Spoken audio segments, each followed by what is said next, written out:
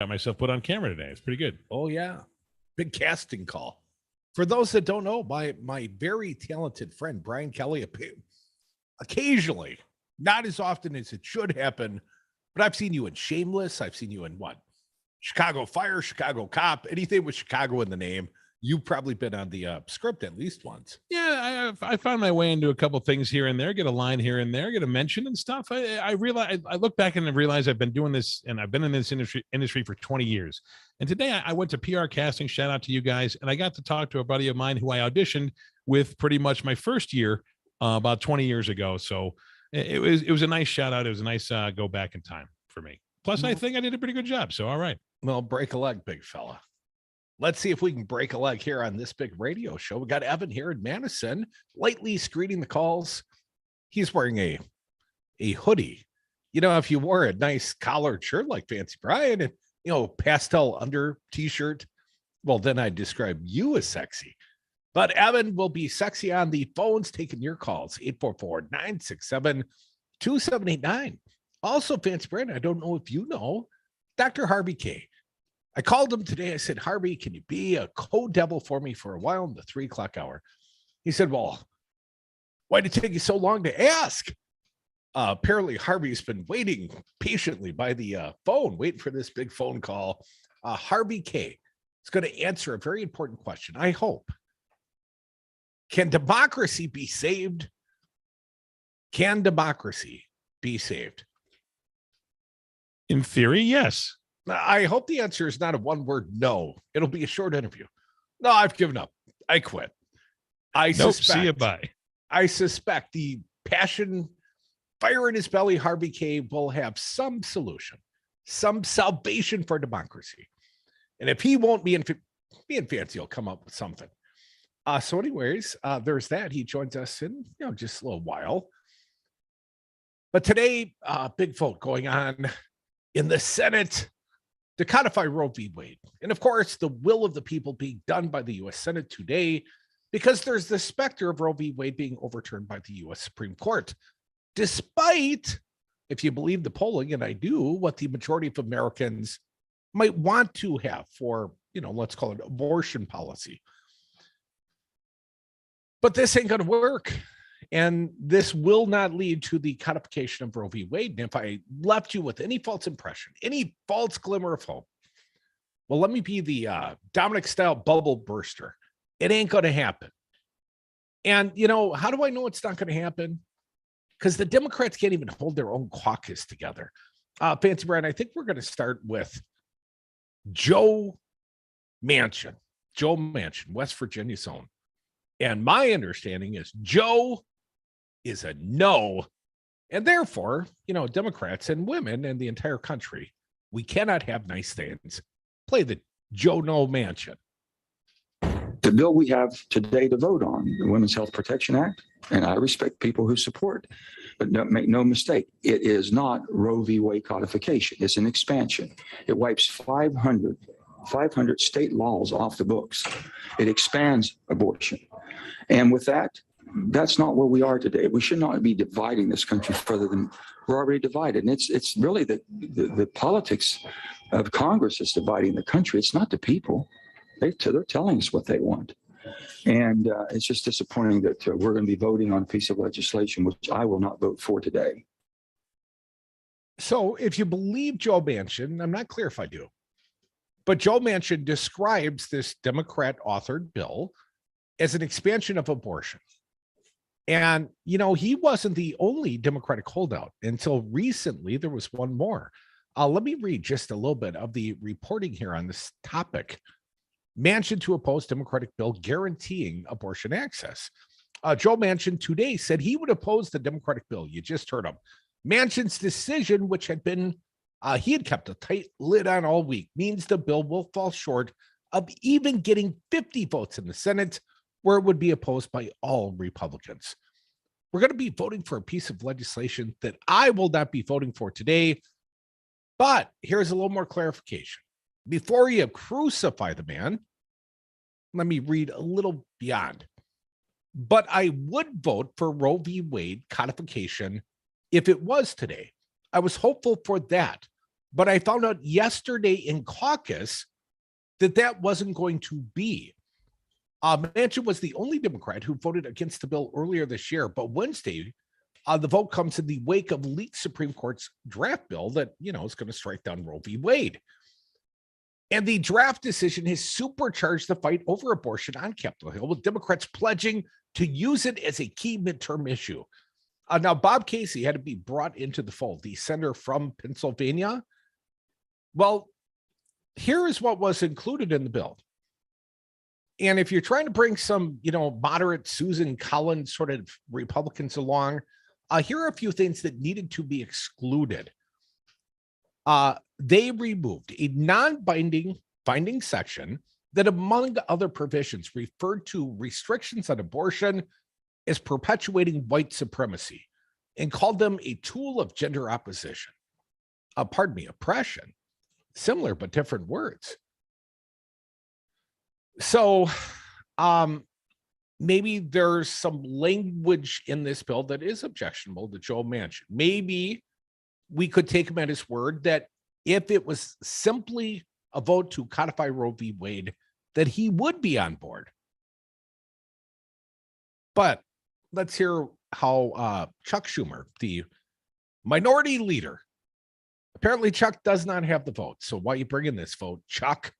I would wonder. Mitch McConnell would never do that. Let's play it for the people. Cut 20. It's time to go on record. I ask my colleagues to think carefully about their vote and to reckon deeply about the consequences of a world where Roe is a thing of the past. No, strong words. I believe them, Chuck. But let's play. Let's just jump around here a little bit. Play with me, Fancy. Senator McConnell, Mitch McConnell from Kentucky. Cut number 10, please. Our Democrat colleagues want to vote for abortion on demand through all 9 months until the moment before the baby is born. A failed show vote that will only prove their own extremism. Do you see how this is playing? And you can say, well, of course, Mitch McConnell is going to cast it that way. It only took CJ was already calling in with these very same talking points yesterday. And he's not exactly the personification of all things conservative and evil, but he's, conservative and evil adjacent, let's just say. So it is a show vote because you don't have the votes to even bring cloture. And if you had the political will amongst the Democratic caucus, well, you could throw out the filibuster on this issue, right? Right? Because that's really up to the chamber. And you would have the votes to throw it out. But not without Manchin. So this show vote, 49 to 51, maybe 48 to 52, to put Republicans and Joe Manchin apparently on the record to say, we ain't voting for that. We're not here to codify Roe v. Wade. And I get the political strategy here. They're extreme. Well, the extreme part's coming from the overturning of Roe v. Wade. I think there's time, a little bit more. Let's play the majority leader, in this case, Chuck Schumer. Cut 21, please. Before the day is over, every member of this body will make a choice. Vote to protect the fundamental rights of women across the country, or stand with 5 conservative justices ready to destroy these rights in one felled swoop. More from Schumer. Cut 22, please, Fancy. Few questions are more personal, more private, and more complicated than those involving a pregnancy. Few decisions should be more out of bounds to the whims and judgments of elected politicians. Fancy going to try to sneak in both 23 and 24 if there's time. Play 23. Today's vote is one of the most consequential we will take in decades, because for the first time in 50 years, a conservative majority, an extreme majority on the Supreme Court is on the brink of declaring that women do not have freedom over their own bodies. And 24. Our children will grow up in a world where they have fewer liberties than those who came before them. The United States, which has always aspired to expand freedoms, will take a shameful step backwards. And there is a national ban. That's possible. Republicans are already talking about it. Cut 26. Let that sink in, America. A national ban on abortion is the extreme of extremes, and it is now possible in a Republican Senate, according to Leader McConnell. And the proportionate response, the outrage of the left, is a failed show vote to codify Roe v. Wade, plus apparently a little something extra. Abortion on demand, it's being described as. Well, why is it being described that way? Because Democrats don't want to lay a line in the sand and say, I'm for abortion with these limitations. Well, if you can't express the limitations, then you know you're being disingenuous, and the passion on this issue. I mean, I've talked about this. I hope it's a galvanizing issue. I hope that Roe v. Wade, the prospect of that being overturned, I hope it's an inflection point for the electorate. But you know who's mostly fired up? Right now, it's the right. And of course, there are the pro-abortion, pro-women's choice people. Well, they're fired up too. But I'm not clear that this issue is moving the middle. Not yet. Dr. Harvey Kaye joining us soon. You could be part of the big show.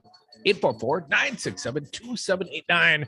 We'll come back. More opinions. More devil's advocates. Right now, in a number of states, the laws allow a baby to be born from his or her mother's womb in the 9th month. It is wrong. It has to change. Make it the greatest radio show ever. The Devil's Advocates is my passion. It must be. I've been doing it for a decade. Running 2 Wisconsin radio stations, providing the only platforms of truth and resistance against fascism in a critical swing state. That's a vital mission and a tremendous responsibility. And it all costs money. So support the mission and the show. Join and give at patreon.com at the Devil's Advocates Radio. Help me change hearts and minds and just maybe save democracy. President Trump lost the election. Joe Biden won the election. Collectively, Republicans got 1.661 million votes, 51,000 more votes than Trump got. He exhausted his cases. He exhausted the court challenges. All the Republicans voted for Trump the way they voted for the assembly candidates, and he would have won. It was not rigged. It was not stolen. Donald Trump lost the election. Joe Biden won the election. It's really clear. This message was paid for by the People for People Corporation. Donate online at p4ppc.org. Welcome to the Devil's Advocates. The Republican Party on a national level, how many years did they investigate Hillary and Bill? They're still going to that. They're still looking for emails, right? But they don't look in the Trump septic tank for half the top secret classified documents that he was flushing during his term. When one party doesn't care about governing, just don't allow anything to happen when the Democrats are in charge. And then they think the American people are going to get boonswoggled and vote Republican again. Follow the Devil's Advocates on Facebook and Twitter. This is how we do every day. We be grinding, and if you want to come and text us, if you love them enough to turn off your music and pretend like their music is your music. This is Mommy's jam. Then surely you'll check nhtsa.gov/the right seat to make sure they're in the right car seat.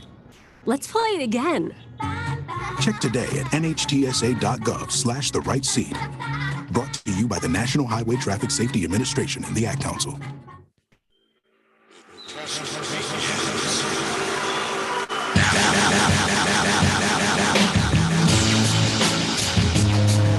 Kicking ass and taking names since the Wisconsin uprising. The Devil's Advocates. Welcome back. Wow. Welcome back to the Devil's Advocates Radio Show. I'm a little verklempt. Talk amongst yourselves. I'm going to be talking with Harvey Kaye. Apparently, I better clear my throat before I come back on the air. But I want to offer an opinion piece from the Washington Post before Harvey joins me. This piece, Megan McArdle. The left is counting on an abortion backlash that may never come. Let me read from this piece. Democrats have long assumed that if Republicans ever managed to overturn Roe v. Wade, they would come to regret it. This was not an unwarranted assumption. Poll after poll shows that strong majorities of Americans think abortion should be legal in at least some circumstances and want Roe v. Wade to be left intact. Here's a quote.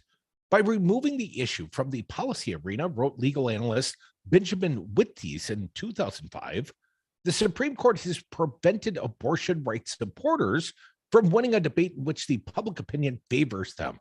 The dominant metaphor casts Republicans in this scenario as the dog that caught the car, at last in possession of the object of their desire, with nothing but grief to come of it. Yeah, I'm hopeful. That's what I've been saying. How could this not wake up the sleeping giant? How could women not be outraged? And of course, the men, those of us that love them. Yet here we are, back to this article, McCardle, the opinion piece from the Post. Yet here we are, and things don't actually look so bad for Republicans. A draft Supreme Court opinion overturning Roe leaked last week, but a poll taken by CNN after the news broke showed the GOP running 7 points ahead of Democrats on the generic ballot. That's going to hurt folks, which measures which party voters want to control Congress. And perhaps voters simply aren't paying attention or haven't had time to grapple with the implications. Well, perhaps, but what about Texas? You recall, last year, Texas effectively outlawed abortion after 6 weeks of pregnancy. Now, Governor Greg Abbott, who signed the restrictive bill into law, is running well ahead of Democratic challenger Beto O'Rourke. It's hard to argue that Texas voters are unaware. The law has been hotly debated and has seriously impacted abortion access. But so far, it just doesn't seem to be moving many votes. At first blush, this seems positively astonishing, given how central abortion has been to U.S. party politics. Yet it is actually pretty easy to explain in terms of 3 factors. Here they are, folks. Take notes. 1, 2, 3. 1, polarization. 2, power. And 3, place. Let me explain. Polarization on this issue is obvious. An ardent core of activists on both sides, many good people on both sides, has divided the parties cleanly on abortion and turned it into a litmus test for politicians. Republicans propose bans with minimal exceptions, while Democrats, even in red and purple states, struggle to name a single restriction that they would support. Hence the trash talking from Mitch McConnell and guys like CJ. I read on. Because of this, the activists can affect elections much. They're already voting exclusively and regularly for one party or the other. The best the parties can try to do is turn out a few more of their activists than the other side manages. The big hope has always been to move the less polarized middle, but it's starting to look like this issue just doesn't have that power. Now that brings us to number 2, right? Power is another name for what political scientists call voter intensity, which explains why many issues that poll well, such as stricter handgun controls, never seem to go anywhere. While a lot of people care a little about gun control, in most cases, it's not their number 1 issue or even their number 10. Gun owners, by contrast, often become highly focused, single issue voters. Politicians, understandably, are more responsive to those who actually vote, on that single issue, right? That's not the case with abortion, where there's a lot of intensity on both sides. But if anything, there is more on the pro-life side. So intensity doesn't help Democrats here either. In the middle just doesn't seem to be getting any more intense, even with Roe in the balance, possibly because they understand the effect of place. That's number 3, place. For the vast number of them, while they may hate what other states are doing, their local abortion law will probably be something they can accept. So if it's not in my backyard, it doesn't matter. Let me bring this one a little closer to conclusion. If Roe falls, abortion will most likely be thrown back to the states. And since the politics of the filibuster make a national ban unlikely, in Kentucky, where 57% of voters want abortion to be illegal in all or most cases, that probably means a pretty strict ban. In Massachusetts, where 74% think it should be legal all or most of the time, abortion access will likely be unfettered. Moreover, the states that are strongly pro-life also tend to be the states where abortion is already relatively uncommon. So a ban in pro-life Kentucky will prove much less disruptive than it would in a pro-choice New York, where almost 5 times as many abortions are performed per 1,000 reproductive age women. See if I can get it all in here. That doesn't mean there won't be controversy. In states where the electorate is close to evenly split, asymmetric intensity could produce extreme laws that bring a backlash even from lukewarm voters. For that matter, even in deep red states, there are undoubtedly limits to how many restrictions the electorate will support. And Republicans, I'll slow down. Republicans seem intent on testing them. But it does explain why the current reaction is so much more muted than it seems like it ought to be. As long as Roe holds on, abortion will remain at the center of electoral politics. But should Roe fall, polarization, power in place may push it just as forcefully to the side of the stage. Or you folks could wake up and do something about it. I'm just saying. Dr. Harvey Kaye, there'll be less reading and lauding going forward. My fine guest, Professor Emeritus, UW Green Bay, Harvey Kaye, and Crudy next. The test is over. I want you to be nice until it's time to not be nice. Got news for you, pal. They're gonna nail us no matter what we do. Roadhouse.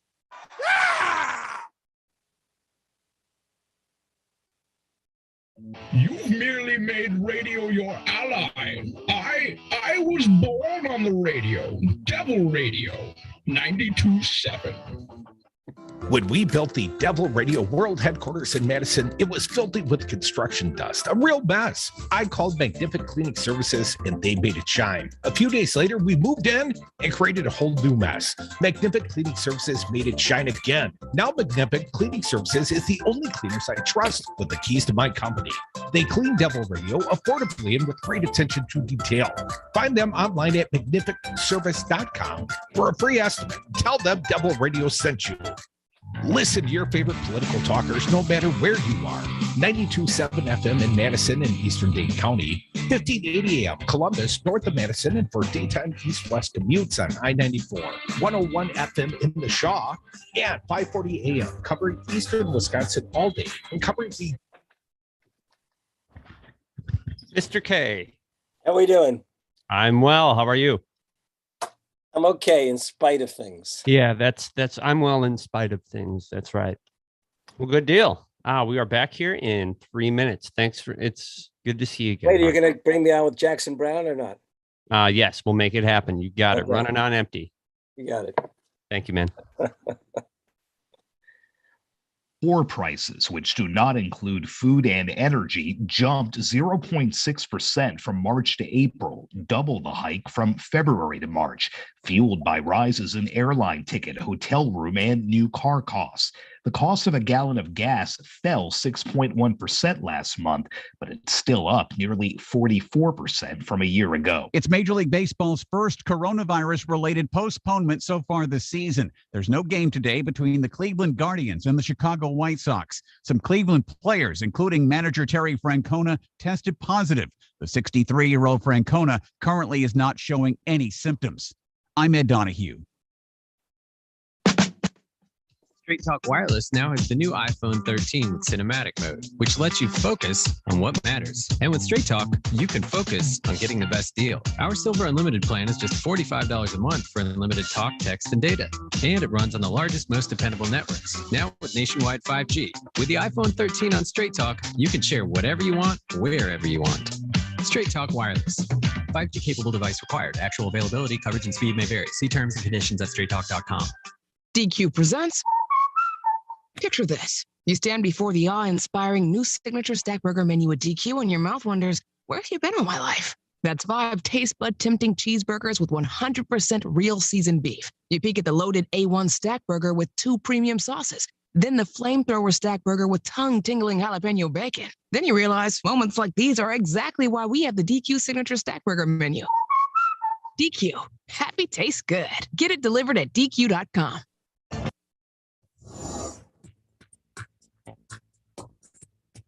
For Devil Radio 92.7 FM and WTTN 1580 AM, I'm Luke Mathers with your headlines. According to court records from this week, Madison Teachers Inc. is suing the Madison Metropolitan School District over unfulfilled open records requests regarding staff benefits and contracts submitted last November. The attorneys representing the local teachers union said 6 months is longer than what is expected for a public records request through state law. On Tuesday, Governor Tony Evers and Wisconsin Economic Development Corporation Secretary Missy Hughes announced the administration will be investing an additional $25 million into the Main Street Bounce Back Grant Program, allowing an additional 2,500 small businesses to receive $10,000 grants in an effort to revitalize main streets across the state. Madison police are investigating a group that has allegedly claimed responsibility in the Sunday morning vandalism that occurred at Wisconsin Family Action. In a written statement, Madison police say federal partners are assisting in vetting the claim. You're listening to Devil Radio 92.7 FM and WTTN 1580 AM.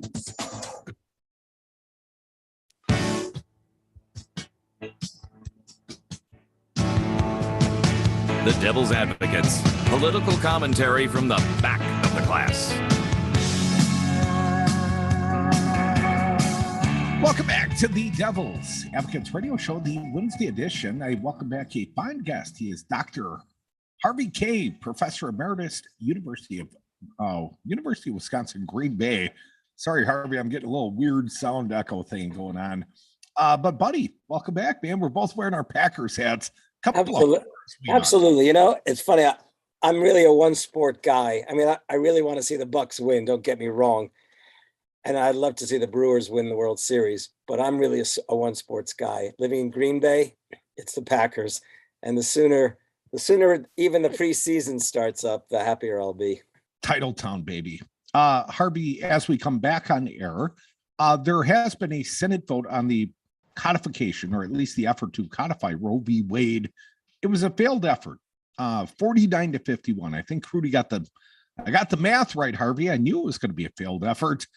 But let's talk about this issue just for a minute. Sure. Roe v. Wade. I'm looking for something to turn up the heat under the Democratic electorate, Harvey. And I'm wondering, is this the issue?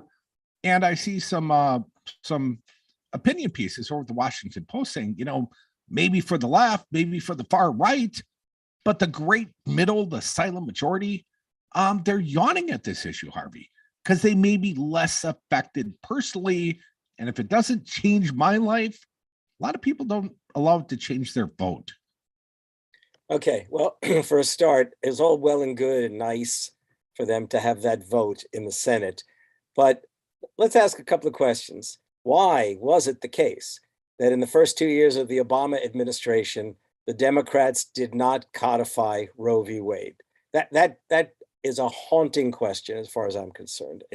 There is no answer. In fact, I don't know if you've seen the two videos alongside each other. One of Obama saying, you know, one of the first things he'll do is, you know, pursue the codification of Roe v. Wade when he was going to be, if he won the presidency. And then there's a later video of him basically saying that signing such a bill, the right to choose, the right to an abortion, is not high on his legislative agenda. I swear to God, when I saw those two videos together, I thought, so characteristic of the Democrats. So that's first. The next thing is that as they knew this was coming, they knew it was coming. They didn't need the leak of that memo, which, by the way, I'm convinced was probably a conservative who was leaking it. Some conservative, clerk was leaking it because they wanted to make sure that no conservative member of the court backed out of what was seemingly a commitment by the majority. But the thing is that they saw this coming. And here's the thing, that they voted it's less than a symbolic act. What they should have been doing is they should have been calling on women already to make sure they turn out, not just to turn out to vote. I do remember the day before, whatever, the weekend of the Trump inauguration, women turned out it was incredible, the turnout for the women. Yeah, we were there. Dom and I were in DC for the inauguration. Right. And then the very next day, and many of them, I think many women had already booked their travel plans, booked a hotel, thinking they were booking for the inauguration of Hillary Clinton. And the outrage, it's funny, it wasn't an angry crowd, but it was certainly a determined crowd. Yeah. Well, so, it would strike me that, let's face it, Biden might well have said sometime in the past week, maybe we need a women's march to show to show Americans what we want, what we need. And by the way, I don't know if you're aware of the fact, Pelosi and other Democrats, the establishment Dems, they continue to back Cuellar, congressman down in Texas, who's not simply in the pocket of the oil companies. He's actually an anti-abortion voter. Now, you tell me what that says about the Democratic Party, that they won't even clean house of the folks who would stand in the way of a woman's right to choose. Well, it speaks to, do we have a litmus test? Is the Democratic Party the party of abortion and the Republican Party the party of forced birth? I mean, is it a straight line? Is there no gray area? Can you be a conscientious objector, if you will, a Catholic that just doesn't go along with the party line? But I don't hear much of that anymore, Harvey. No, I don't either. But it's like, yeah, well, everyone said it was fine as long as Roe v. Wade, was the law. And now it's not, it's going to die. It's going to be killed off. It's going to be buried. Okay. And it strikes me that the Democrats can't continue to tolerate folks who are willing to strip women of their rights, period. That's how I view it. Okay. And, but it's also the case that those people should ask themselves, is that really something that would keep me from being a Democrat? And if it is, then leave the party. What am I going to say? There are other folks who can step into those seats. Down in Texas, Jessica Cisneros, who is a progressive, by the way, who has endorsed the 21st Century Economic Bill of Rights, by the way, she would make a great addition to the Progressive Caucus, and especially to the squad.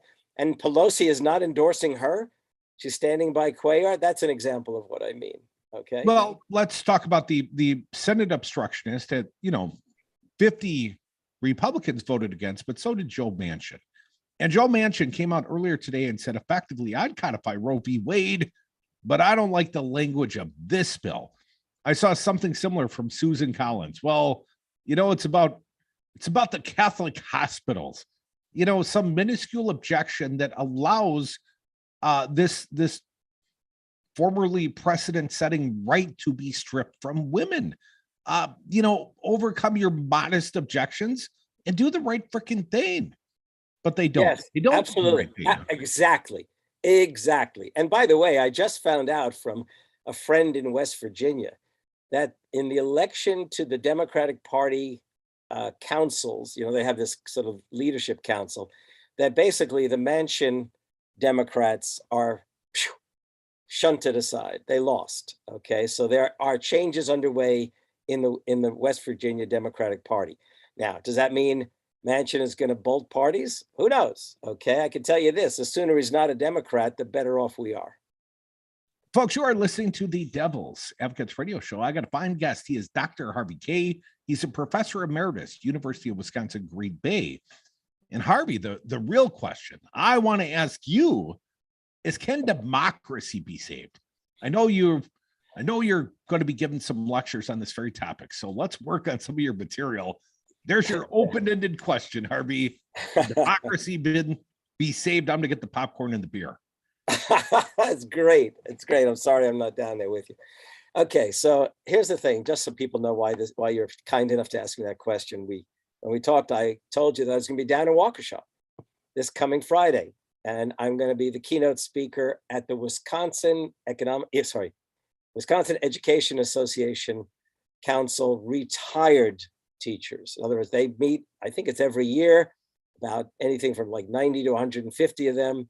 And they talk about, probably everything from retirement to politics. And I got an invitation last fall from someone associated with them who said, would you be willing to come and talk to this gathering? And would you be willing to talk on the question of how can we save democracy? Or indeed, can we save democracy? And if, just in case, David Newby, who lives down in Madison, the former head of the Wisconsin AFL-CIO, was listening, I understand he was the one who suggested to the fellow who called me that they invite me. So thank you, David. Okay. Now, here's the thing. I thought about it seriously, and the more this year proceeded, and I mean, when I say this year, I'm thinking it still in the academic sense of a year from October to the present. The more I thought about it, the more intense that question has become, the more, if you like, pressing that question has become, because you and I both know it's in our minds because of the fact that the Democrats have once again shown themselves to be inadequate to the task as a party. We all had hopes in January into February, maybe even as far as March last year. We had the American Rescue Plan. The disappointment was we didn't get the $15 an hour minimum wage because of the obstruction by 8 Democrats. Please notice, 8 Democrats. And then in the wake of the American Rescue Plan, there has been no major legislation other than the infrastructure bill. Okay. The compromise, the smaller compromise, right? Exactly. The bipartisan bill, right?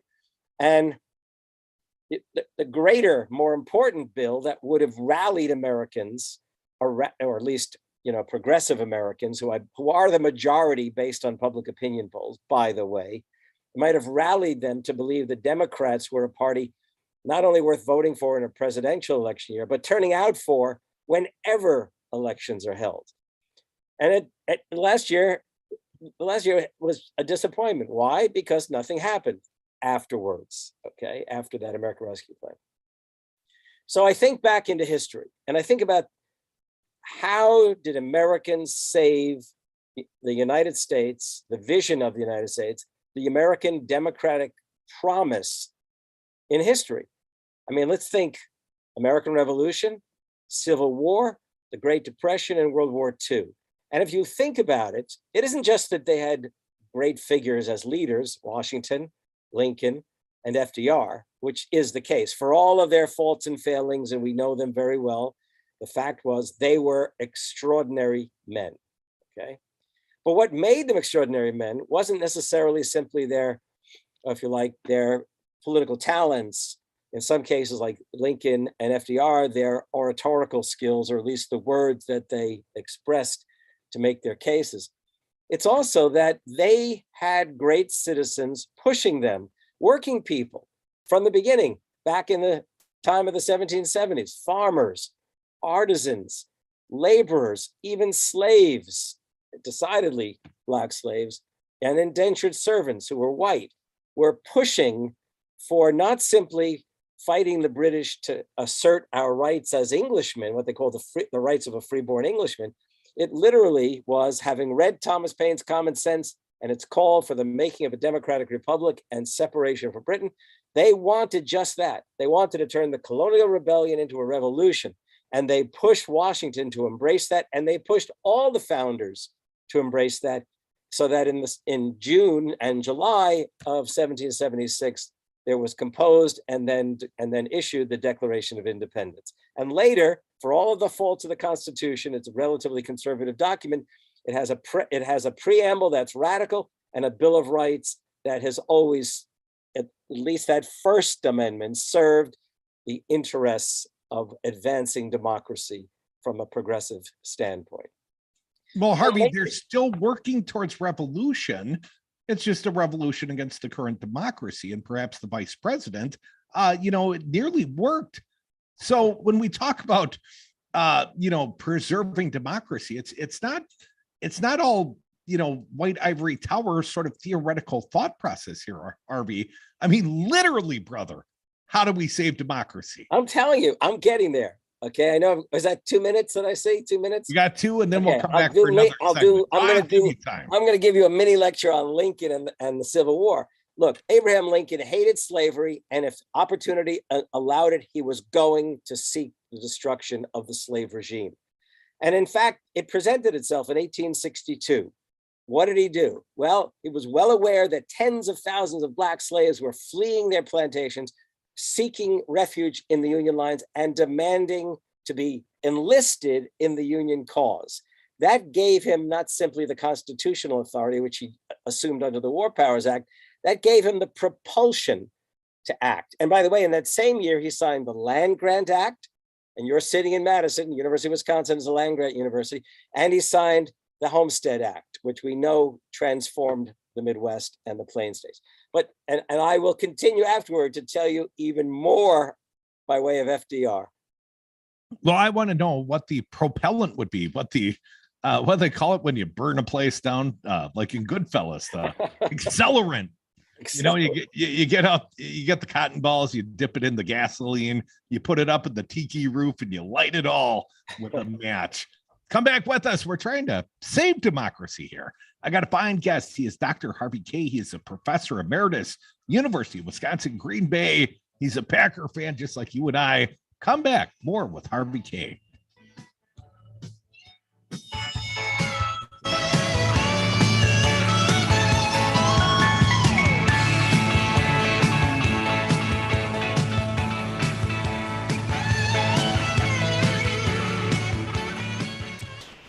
You got to be honest about what it means to lead a country. It means killing people. When I say make America great again, it could never be done without you. Great people. You let him try violin because you love him. And if you love him that much, love him enough to make sure he's buckled up and in the back seat. Find out more at nhtsa.gov/the right seat. Brought to you by the National Highway Traffic Safety Administration and the Ad Council. Pardon? Getting lost in a city you always wanted to visit. Pardon, madame. Pardon? S'il vous plaît. Je cherche un restaurant. Merci. Getting back to the moments we miss starts with getting informed. This is so cool. Get the latest info about COVID-19 vaccines at getvaccineanswers.org. It's up to you. Brought to you by the Ad Council. My fine guest, Maggie Dawn, attorney at law. I thought that the laws of the United States were supposed to evolve with societal norms. The vast majority of Americans, 70% approximately, believe that Roe v. Wade should be the law of the land. So that seems exactly contrary to the way the courts are supposed to evolve with our nation. I'll just say this. The guy in Colorado can't be forced to make a gay wedding cake, but I can be forced to make a baby. I don't know about you, but that makes no damn sense to me. Follow the Devil's Advocates on Facebook and Twitter. Hi, folks. This is Kirk Bankstad at the Minocqua Brewing Company, and I am proud to introduce you to Choice, our new pink grapefruit flavored hard seltzer. Choice was made in collaboration with Planned Parenthood of Wisconsin, and 5% of the proceeds from every can goes to support them and their fight for reproductive freedom. Choice hard seltzer tastes great and comes in at only 105 calories per can. Go to our website, minocquabrewingcompany.com, to find where you can buy Choice hard seltzer. Here's today's STEM tip. Don't throw out that old plastic bottle. Repurpose it by turning it into an awesome terrarium. Just fill it with sand, pebbles, soil, and your favorite plant. It'll grow sealed right in its own ecosystem. Learn more at She Can STEM. A message from the Ad Council. The Devil's Advocates, making radio great again. Welcome back to the Devil's Advocates Radio Show. I welcome back the fine guest. He's stuck around. He's Dr. Harvey Kaye. He's a professor emeritus, University of Wisconsin, Green Bay. He's a Packer homer like myself. And Harvey, you're trying to answer the question before, I so rudely interrupted with a commercial break. How are we going to save democracy, man? So let me tee it up for you, Professor. How are we going to save democracy? Okay, so as I said, we created the makings of a democratic republic when working people pushed George Washington to embrace the idea not simply of rebellion, but of revolution.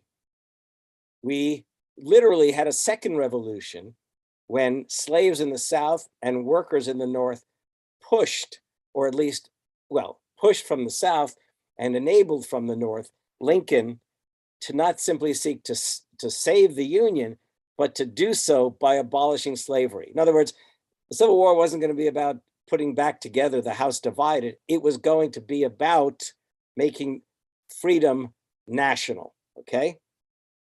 And then with FDR, FDR actually went into it determined to encourage working people to push him. And he did over and over again, and they pushed him in the end further than he might even originally imagine going. So that he did want Social Security, working people enabled him to pursue Social Security. He wasn't necessarily going to do two bills empowering workers to organize labor, but to organize themselves into unions. But he in the end did so because of the push by working people themselves. I mean, over and over again through American history, in those by the way, those were mortal crises, 1770s, 1860s, 1930s into the 1940s, mortal crises. And the way we transcended those crises is we went radical and we compelled good men, extraordinary men, to lead in their own ways revolutions in American public life. Now, what does that tell us? And I can imagine everyone listening starting to laugh when I say this, but I am utterly serious. We have to make Biden a great president. We may not want to, he may not want us to, but we have no choice but to do so. Most immediately, regarding November, he seems to be waking up to the fact that they are going to get shellacked in November. We have got to get our labor unions, we have got to get whatever social and community organizations we belong to send direct messages to the White House. You want to win in November? First, sign off on getting rid of student debt. That's first. Second of all, start mobilizing Democrats to actually look like they're fighting for the kinds of things we need to do in this country. If you can't necessarily legislate, you've got to at least show you're capable of fighting. And I don't mean having symbolic votes like as they did today in the Senate. I mean that these folks are going to get out there, they're going to grab the media by the neck, and they're going to talk till they're blue in the face about what the Republicans will do to us if they win in November, and what Democrats will let them apologize for this past year and say, we want to do better for you. We're going to fight inequality. We're going to improve lives. We're going to make sure that Americans get the kind of legislation that they need. As far as I'm concerned, they should rally around that 21st century economic Bill of Rights I've spoken to you about many a time. That's at least to try to hold on to things in November. And then beyond that, let them go out and actually make things happen.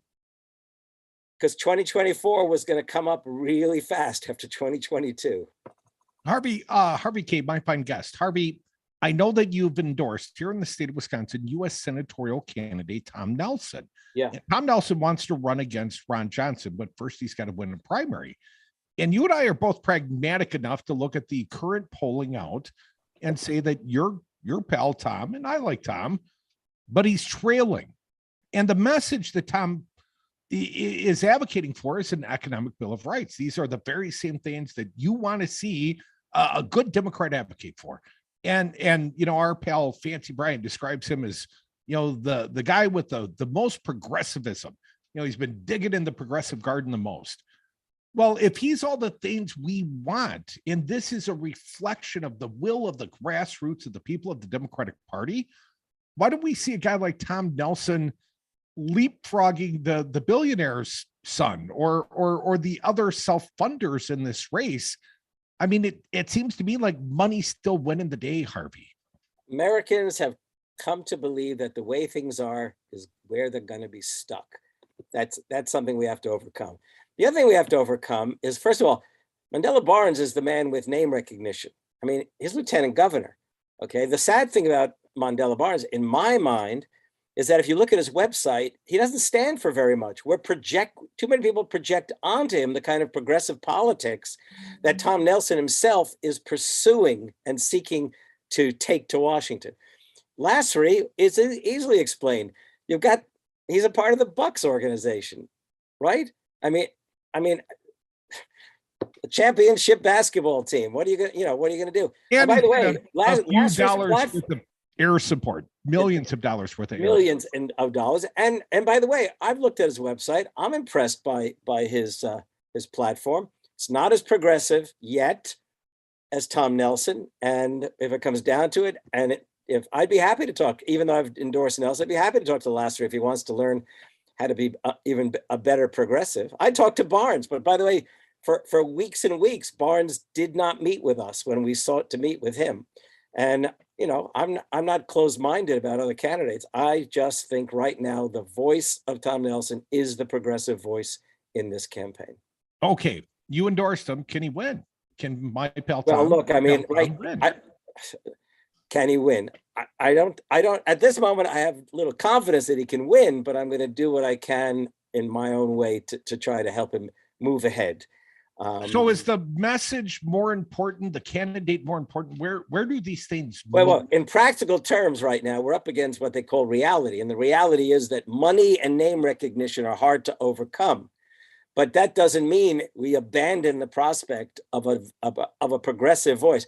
By the way, let them go on, let them talk on TV together. Let's see what people say after they hear Tom Nelson's honest progressive voice, Lasry's sort of progressive position, and Barnes, unless he all of a sudden wakes up to what needs to be said, let's possibly see him dance around the progressive questions. Well, there's as long as you asked, okay? I did ask because I wanted to know what you thought, Harvey. That's why I bring you on the show, because I know you got chock full of opinions. Harvey, that's why they pay me the big bucks in retirement. Opinion. Yes, sir. You and I both. We got like 30 seconds left, Harvey. Any shots across the bow of Ron Johnson here? Well, let me put it this way. Whoever ends up running on the Democratic ticket, I sure damn hope that the Democrats turn out en masse, that the independents turn out en masse, and the Republicans just realize they have an idiot for a candidate, a dangerous idiot. Ron Johnson today said, the abortion issue, it's a little messy. I'm thinking, so's your candidacy, Ron. Harvey Kaye, always stellar appearances. Appreciate you coming around, Dr. Harvey Kaye. More Devil's Advocates. Hour 2 is next. See you soon. Thanks, Harvey.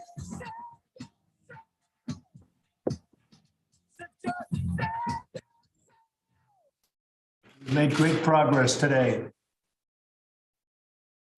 Listen to Devil Radio 92.7 and WTTN 1580 AM, Madison's home for progressive news talk radio. Tune in for the political party that is the Devil's Advocates radio show every day from 3 to 6 p.m. Join Native Roots Radio from 6 to 7 p.m. for updates about Native news, culture, and activism. The 7 o'clock hour is for local programming, including the Paul Revere Show on Mondays, Busted Pencils on Tuesdays, and the Up North podcast on Wednesdays. The real estate market in Dane County and surrounding areas has been a bit of a hot mess this year. Listings are being picked off above asking prices and without the home inspection contingencies. I'm Todd Osborne, owner of Orion Inspections, and even if I weren't a home inspector, I'd still cringe a little if any of my friends or family tried to buy a home without an inspection. Let's take a good hard look at that house before you sign. Want to know more? I'm here to help. OrionInspections.com. That's Orion, like the constellation, inspections.com. You are listening to WTTN 1580 AM Columbus, W224 EG Madison, always streaming on the Devil Radio app. News. I'm Ed Donahue. Today in the Senate. Well, I am angry and I'm disappointed. That's Washington Democrat Patty Murray after the vote to codify Roe versus Wade's abortion access as federal law. The yeas are 49, the nays are 51. Which means the motion is not agreed to. What we saw today is Republicans telling Americans all over this country, and women in particular, that their voice is more important than yours. The vote was almost certain to fail. Texas Republican John Cornyn says this goes beyond the status quo. It's the Abortion on Demand Act, without restrictions, without limitations. It promotes abortion at a scale far beyond Roe versus Wade. Roe versus Wade is at serious risk of being overturned by the conservative Supreme Court. Stocks finished lower. The Dow down 326 points. The government says inflation is still high, but eased a bit last month. Meeting with farmers in Illinois today, President Biden says agricultural exports can relieve the financial pressures. You got us through a pandemic, and you're literally the backbone of our country. It's not hyperbole. But you also feed the world. And we're seeing with Putin's war in Ukraine, you're like the backbone of freedom. A judge in New York says he'll lift the contempt of court order issued against former President Donald Trump if he meets certain conditions, including paying $110,000 in fines. The CDC says more than 107,000 Americans died of drug overdoses last year, setting another U.S. record. More than a month into the season, Major League Baseball is postponing its first game because of the coronavirus. Some Cleveland Guardians players, including manager Terry Francona, tested positive. Their game with the White Sox today was postponed. Ukraine's top prosecutor says the country plans to hold its first war crimes trial of a captured Russian soldier. This is AP News. Straight Talk Wireless now has the new iPhone 13 with cinematic mode, which lets you focus on what matters. And with Straight Talk, you can focus on getting the best deal. Our Silver Unlimited plan is just $45 a month for unlimited talk, text, and data. And it runs on the largest, most dependable networks, now with nationwide 5G. With the iPhone 13 on Straight Talk, you can share whatever you want, wherever you want. Straight Talk Wireless. 5G capable device required. Actual availability, coverage, and speed may vary. See terms and conditions at straighttalk.com. DQ presents. Picture this. You stand before the awe-inspiring new signature stack burger menu at DQ and your mouth wonders, where have you been all my life? That's 5 taste bud tempting cheeseburgers with 100% real seasoned beef. You peek at the loaded A1 stack burger with 2 premium sauces. Then the flamethrower stack burger with tongue-tingling jalapeno bacon. Then you realize moments like these are exactly why we have the DQ signature stack burger menu. DQ. Happy tastes good. Get it delivered at DQ.com. I find your lack of Devil Radio 92.7 disturbing. Do not fail me again. Hi, this is Brad from Zero Res. If you need someone to help with your carpet cleaning, business or residence, please give us a call. We have the best system available and an amazing team of friendly technicians. Call us at 848-9000 or schedule online at zeroresmadison.com. The greatest radio show ever could be your greatest advertising investment ever. Partner with the Devil's Advocates and activate our loyal, educated, and engaged audience today. In-show interviews and sponsored special events considered across Wisconsin. Affordable digital and terrestrial ads available in Chicago and Minneapolis and directly on the Devil Radio app. Make a deal with the Devils and get the Devil's Advocates bump to your bottom line. Call or text 844-967-2789 today. 3, 2, 1, 0. Hey, it's Rocker, and I'm lifting off from Sal's Tomato Pies, enjoying a brand new cocktail called the Cosmonaut. It's an improved take on the classic cocktail with Madison-made Rocker vodka, featuring orange liqueur, house-made citrus cordial, lime, and cranberry. Experience liftoff with the Cosmonaut, the new cocktail featuring Rocker vodka at Sal's Tomato Pies in Sun Prairie, Madison, and the Dark Horse Art Bar. Must be 21. Please drink responsibly. Listen to the Empowered Caregiver Show each Saturday and Sunday morning at 9 a.m. with hosts Liza Hellenbrand and Kristen Voss. Right here on Devil Radio 92.7, WTTN 1580 AM, and the Devil Radio app. From Bernie to Biden to even Trump supporters, Devil Radio is the political fix for every Wisconsinite. Always streaming at DARNWI.com.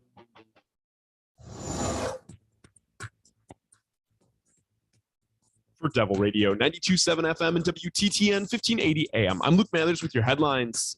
This week, the Biden administration announced the White House has partnered with 20 leading internet providers around the nation to reduce the price of high-speed internet as a part of the bipartisan infrastructure bill President Biden signed last year.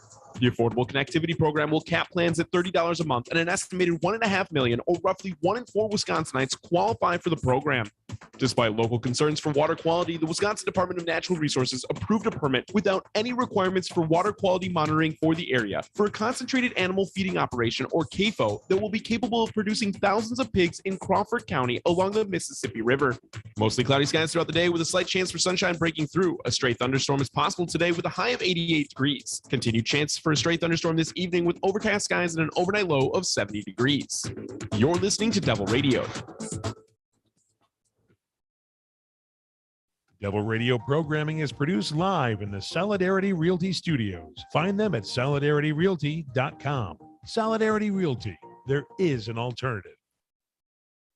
Warning, you are about to listen to the greatest radio show ever. And due to contractual obligations and to shield our airwaves and corporate licensees from any semblance of liability, responsibility, and gullibility, we must tell you the views represented on this show are not necessarily those of this station or its management. This radio show contains differing points of view on current political topics, and due to the nature of its contents, it should be heard by everyone. Thank you for listening. 3, 2, 1. Now live from the Devil Radio Studios in Madison, Wisconsin, where the political party is just beginning. Welcome to the Devil's Advocate Show. Friends proving it's never personal, only politics. Please allow me to introduce myself. Here is your host, Mike Crute. Welcome back. Hour 2 of the Wednesday edition Devil's Advocates Radio Show. Let me thank my most recent guest and co-devil, a fine one, Dr. Harvey Kaye, Professor Emeritus, University of Wisconsin, Green Bay. And if you missed Harvey's appearance, well, where have you been? Now you got to go to the DARNWI.com and download the podcast and listen to it, because Harvey's got a bright idea about how to save democracy. I hope he's right. So hour 2, I want to lead a little closer to home. While Harvey was in the middle of his appearance, the U.S. Senate voted, and the vote total was 49-51. And the topic of the day was whether or not to codify Roe v. Wade. And earlier today, Joe Manchin came out and said, I'm a no. This expands abortion rights. And, while I'd be down for codifying Roe v. Wade, I'm not down for that. Well, PolitiFact here in the great state of Wisconsin just today came out.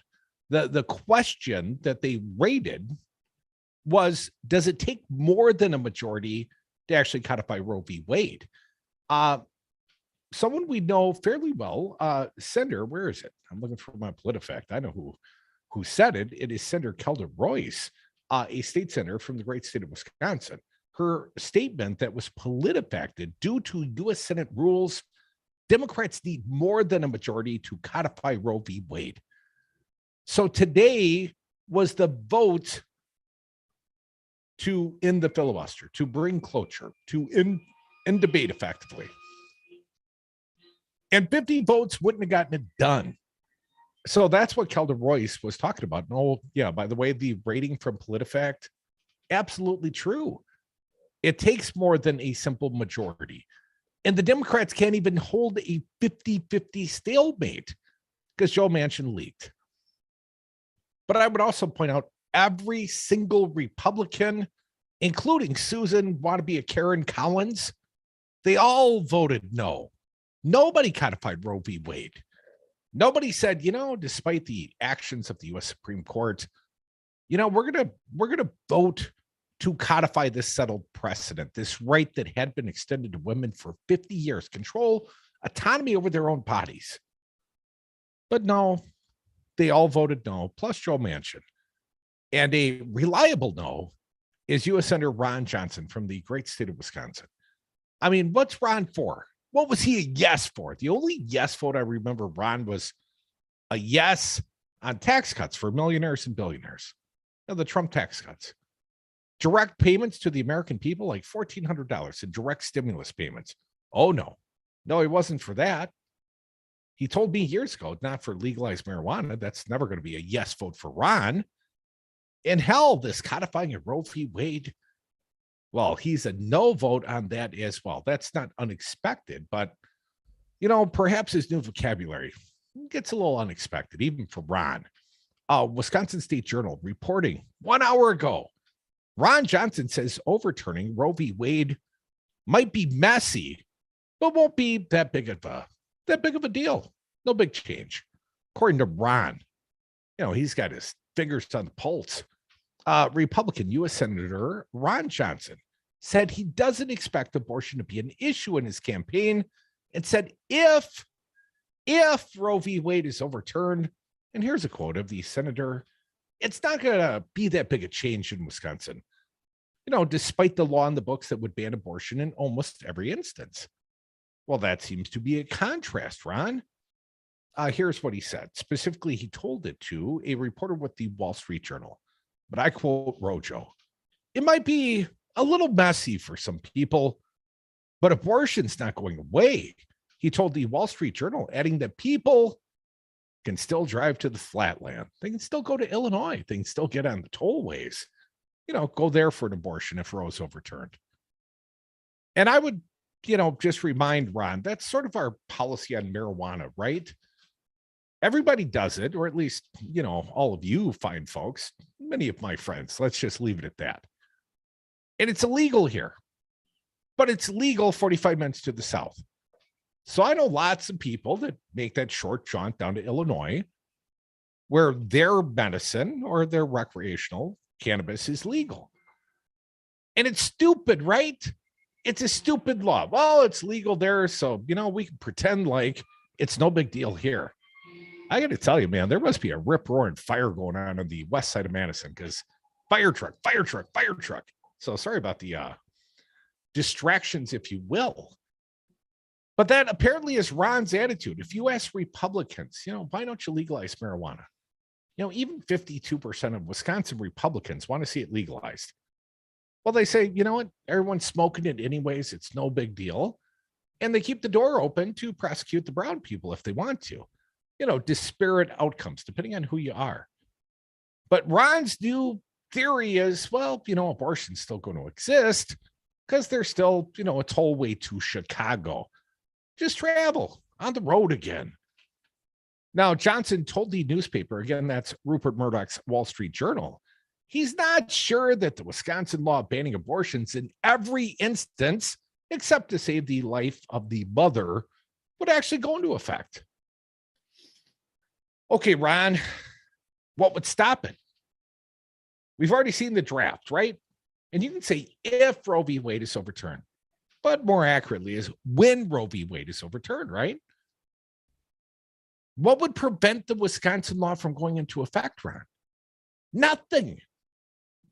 In probability, the Wisconsin law is already on the books. It's been on the books since 1849. And if you roll back the clocks in this sort of fashion, you're rolling it all the way back to 1849. And if you heard there are exceptions for the life of the mother, even under an 1849 law. Only the Wisconsin Family Action here in the state of Wisconsin, they're pushing to roll back the exception because Wisconsin's 1849 law is not stringent, not harsh enough. So it could get a little messy. Could, put a few more tolls on the highway. But Ron Johnson says just go to Illinois. Be all good there. Maybe he's excited that Josh Call is saying he's not going to prosecute. Well, Eric Toney, who is the Republican AG candidate, says he will.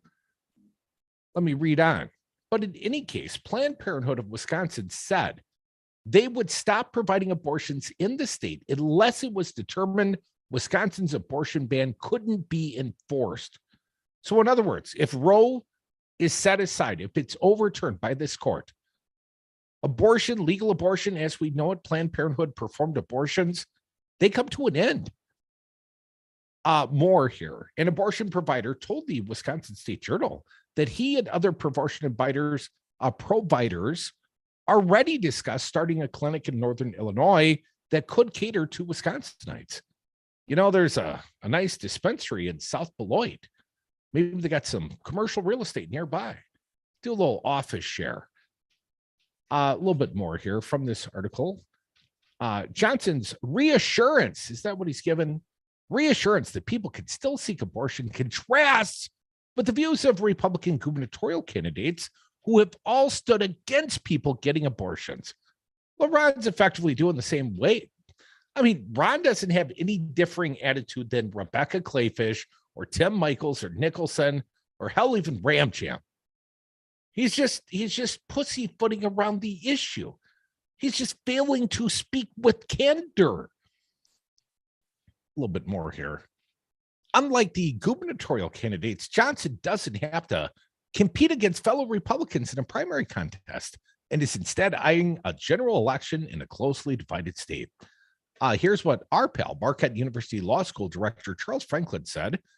Primary voters are always folks more intensely interested in politics and more intensely partisan, but they also are usually more ideologically in the camp of their party. Now, Johnson's statements that abortion isn't going to be a big political issue everybody thinks it is because it's not going to be that big a change drew pushback from the Democrats. Shocker. U.S. Senator Tammy Duckworth, Democrat from Illinois, where apparently the women are all going to have to travel for the abortions under Ron Johnson's plan. Duckworth said Wisconsinites can obtain abortions in Illinois, and it's really an irresponsible statement for a senator to make. I just want to make sure she didn't contradict. Here's a little bit more. The vast majority of people who are seeking abortion are folks who may not have the resources to travel to Illinois for an abortion. She told the Wall Street Journal reporter, that'd be Tammy Duckworth, a senator from Illinois. And Black and Latino Wisconsinites have higher rates of living in poverty than white Wisconsinites, according to UW-Madison researchers, who found that the Black poverty rate here in the Badger State, 2.5 times higher than the overall Wisconsin poverty rate. That's Black poverty rates. Additionally, the CDC reports Black and Latino women are far more likely to obtain abortions than white women. Because it's not just control of your own body, it's control over your financial future. A little bit more. Lieutenant Governor Mandela Barnes, he is a U.S. senatorial candidate, at least through spokesperson. People will lose their lives under Wisconsin's abortion ban, and all Ron Johnson has to say is it might be a little messy. Sarah Abel, the spokesperson for State Treasurer Sarah Godlewski's campaign, referred to an ad Godlewski ran blasting Johnson in the wake of the leaked document showing the U.S. Supreme Court is poised to overturn Roe. I would give Ron Johnson credit for admitting that the reproductive freedom of women is not an issue for him, except that's a lie. Abortion has always been a big part of his record.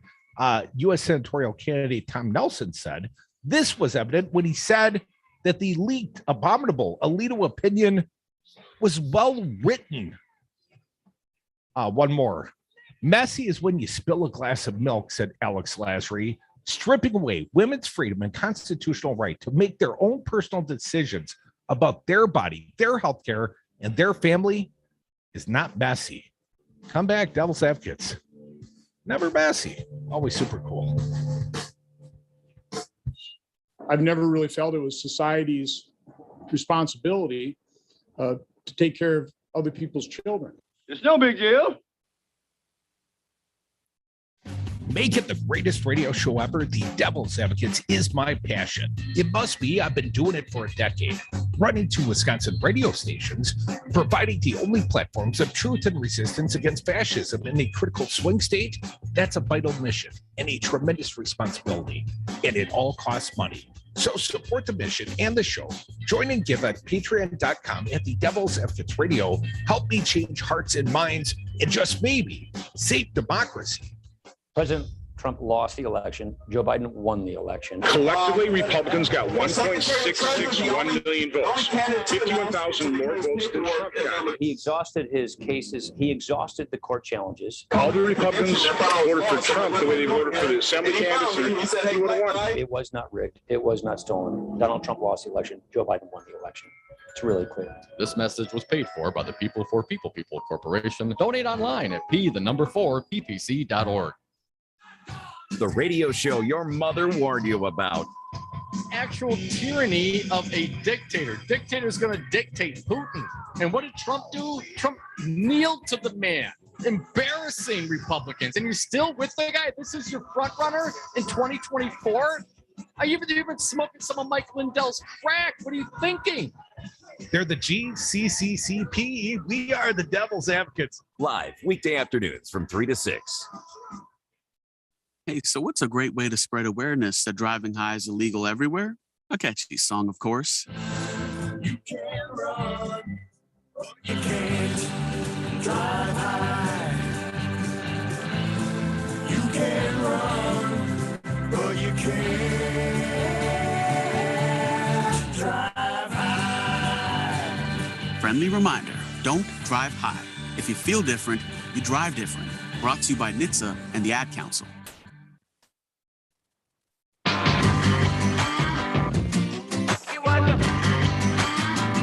When they go low, we get high. The Devil's Advocates. I was walking down the street. Welcome back to the Devil's Advocates Radio Show, the Hump Day edition. You could be a part. Join us. Dial the phone number. It's 844-967-2789. Phone lines open. They're ready for your calls. Roe v. Wade. Obviously, it's a very important topic because it looks like it's going to be overturned. And it's going to affect damn near every political race this midterm season. And the question is, will it light a fire under Democrats' asses? I hope so. I hope it wakes up the Democratic Party, and I hope they respond with the urgency of the moment. But I'm not clear that they will. There has been a question, and I know that maybe I took an unpopular position, at least relative to Dom, protesting at the home of Supreme Court justices. A dubious tactic, one might say. But what else are you going to do? Abortion right protesters, the headline at the Washington Post at this hour, abortion right protesters have no more good options. They're out of good ideas. Let me read a little bit. In the aftermath of the Supreme Court's leaked draft opinion overturning Roe v. Wade, protesters gathered this past weekend outside the Basilica at St. Patrick's Old Cathedral in Manhattan. They chanted, "They say no choice, we say pro-choice," and faced a heckler. "You have no choice," replied the man from his wide stance perch atop the church steps. He was wearing a baseball cap and a sweatshirt bearing the insignia of the New York Fire Department. "Not your body, not your choice," he said. "Your body is mine, and you're having my baby." The most shocking thing wasn't that the man said, but how he said it. He didn't seem angry. He was not brandishing the book of Revelation. His tone was civil, even friendly. His posture, casual. There was a real, I'm not going to try to read in French. There was a real sort of suaveness to this fellow's jackwagonry. I prefer jackassery. His delivery was akin to that of an office worker who had hit the lottery jackpot and now was cheerfully trading barbs at his going away party. It was the voice of someone who had all the winning numbers. The protesters sounded like those who had lost. They say no choice, we say pro-choice.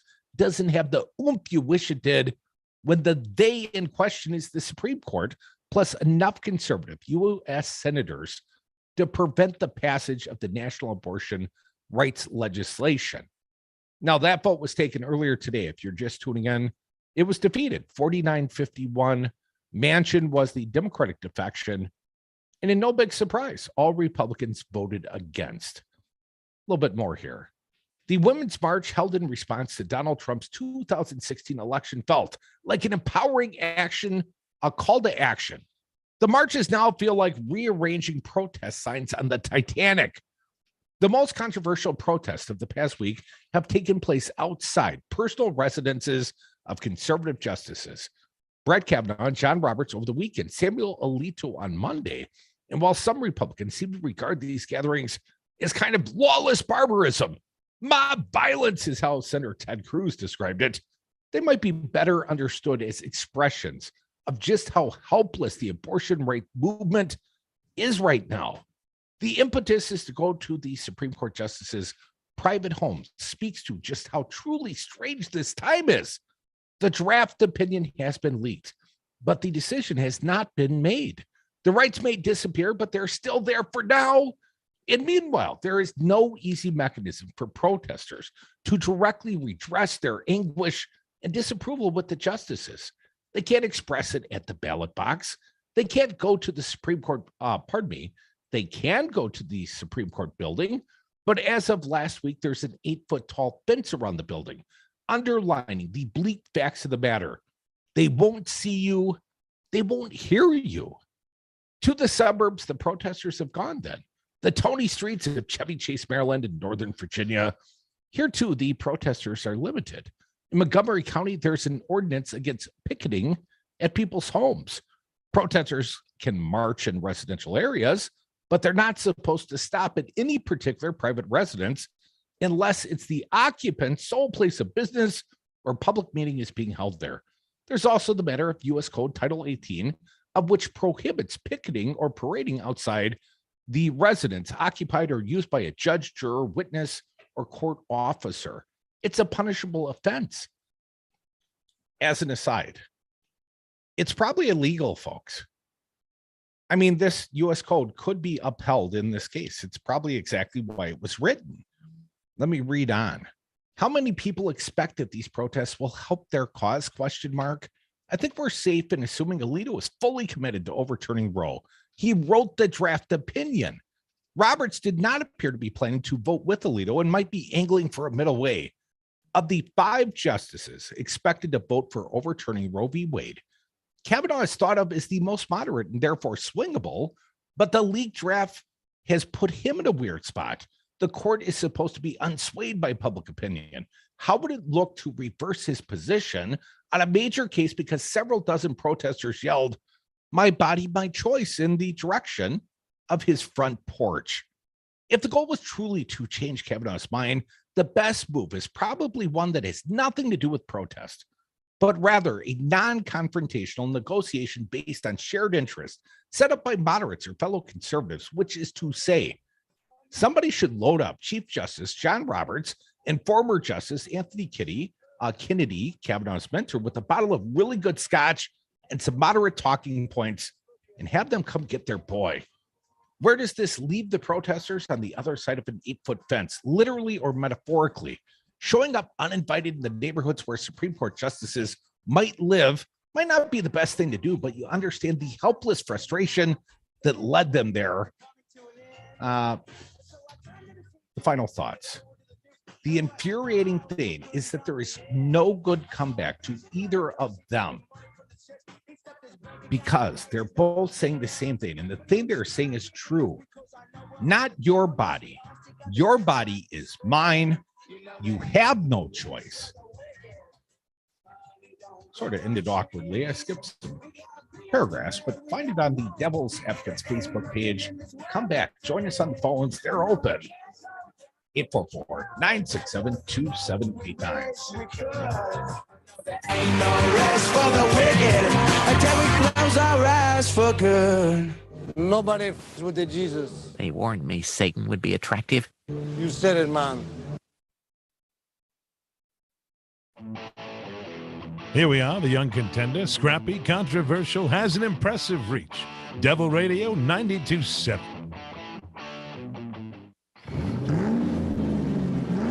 This is Pat Slattery of Slattery's Automotive Service in Verona. Established in 1973, I've been servicing and repairing cars in the Madison community for nearly 50 years. You can trust me to tell you what your car really needs and fix it right the first time. Give me a call at 608-848-6123 to schedule an appointment today. Slattery's Automotive Service, your trusted choice for local service and repairs for all your automotive needs. Hi, I'm a pleasant voice reminding you to enable Devil Radio before playing Devil Radio. First, you have to enable Devil Radio, which should be natural to Wisconsinites. Just say, "Alexa, enable Devil Radio." Then firmly and confidently say, "Alexa, play Devil Radio." This should conjure the Devil Radio app, available at the App Store. Senate abortion bill. I'm Tim McGuire with an AP News Minute. In the Senate this afternoon. On this vote, the yeas are 49, the nays are 51. 3/5 of the senators duly chosen and sworn not having voted in the affirmative. The motion is not agreed to. Vice President Kamala Harris announcing the tally of a cloture vote that failed to move a bill to codify abortion as a federal right. She and other Democrats placed the blame on local, state, and national Republican leaders. Washington Senator Patty Murray. What we saw today is Republicans telling Americans all over this country, and women in particular, that their voice is more important than yours. The one Democrat voting with the Republicans, West Virginia's Joe Manchin, who called the bill too broad. Consumer prices rose 0.3% in April from March, but the prices were more than 8% higher than a year ago. Economists say inflation may moderate, but could still be a problem into next year. I'm Tim McGuire. Straight Talk Wireless now has the new iPhone 13 with cinematic mode, which lets you focus on what matters. And with Straight Talk, you can focus on getting the best deal. Our Silver Unlimited plan is just $45 a month for unlimited talk, text, and data. And it runs on the largest, most dependable networks, now with nationwide 5G. With the iPhone 13 on Straight Talk, you can share whatever you want, wherever you want. Straight Talk Wireless. 5G capable device required. Actual availability, coverage, and speed may vary. See terms and conditions at straighttalk.com. DQ presents. Picture this. You stand before the awe-inspiring new signature stack burger menu at DQ and your mouth wonders, where have you been all my life? That's 5 taste bud tempting cheeseburgers with 100% real seasoned beef. You peek at the loaded A1 stack burger with 2 premium sauces. Then the flamethrower stack burger with tongue-tingling jalapeno bacon. Then you realize moments like these are exactly why we have the DQ Signature Stack Burger menu. DQ. Happy tastes good. Get it delivered at DQ.com.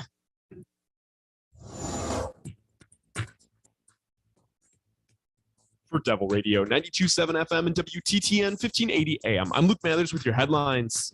Over the past weekend, the Wisconsin Department of Natural Resources states 70 wildfires were reported around the state, making it the busiest weekend of the wildfire season so far for first responders. The DNR is temporarily suspending burn permits in many counties, and officials are stating residents should use caution with rising temperatures expected this week. According to the Madison School District, as of Monday, the district's new Summer Arts Academy for grades 6 through 12 still has close to 2/3 of its capacity open for enrollment. The program is free and has close to 400 spots available for students looking to take part in the pilot art program this summer. Wisconsin utility providers are keeping a close eye on an investigation being conducted by the U.S. Department of Commerce into allegations of unfair trade practices among 4 nations that produce a majority of the solar panels going into clean energy projects around the state. You're listening to Devil Radio 92.7 FM and WTTN 1580 AM.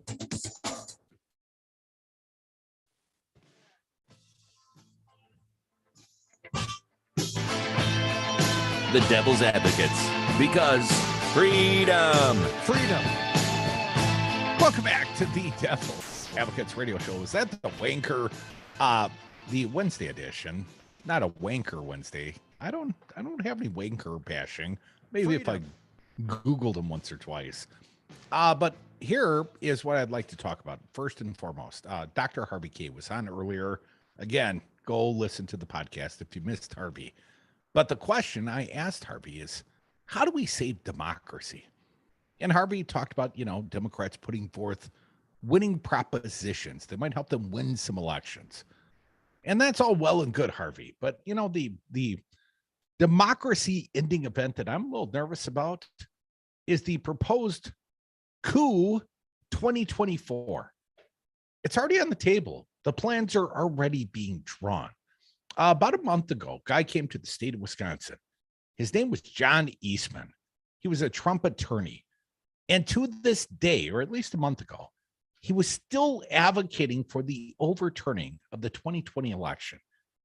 And I know that sounds ludicrous, but let's not forget, we still have an ongoing investigation of the 2020 election and a super secret special sauce prosecutor in Gableman. And he's still on the taxpayer dole. But anyways, Greg Sargent, a little opinion piece. Leaked emails from Trump's lawyer, that's the John Eastman referenced, show blueprint for a 2024 coup. 2020 nearly worked. Let's try it again. The House committee examining the insurrection attempt has obtained new emails from the lawyer who helped concoct Donald Trump's plot to overturn the 2020 election. They reveal a whole new level of scheming behind that effort, which was even more nefarious than previously thought. But the emails also raise forward-looking questions. What do these new revelations tell us about how the subsequent efforts to steal a presidential election might unfold? And could conditions be different next time in a way that might facilitate such a scheme?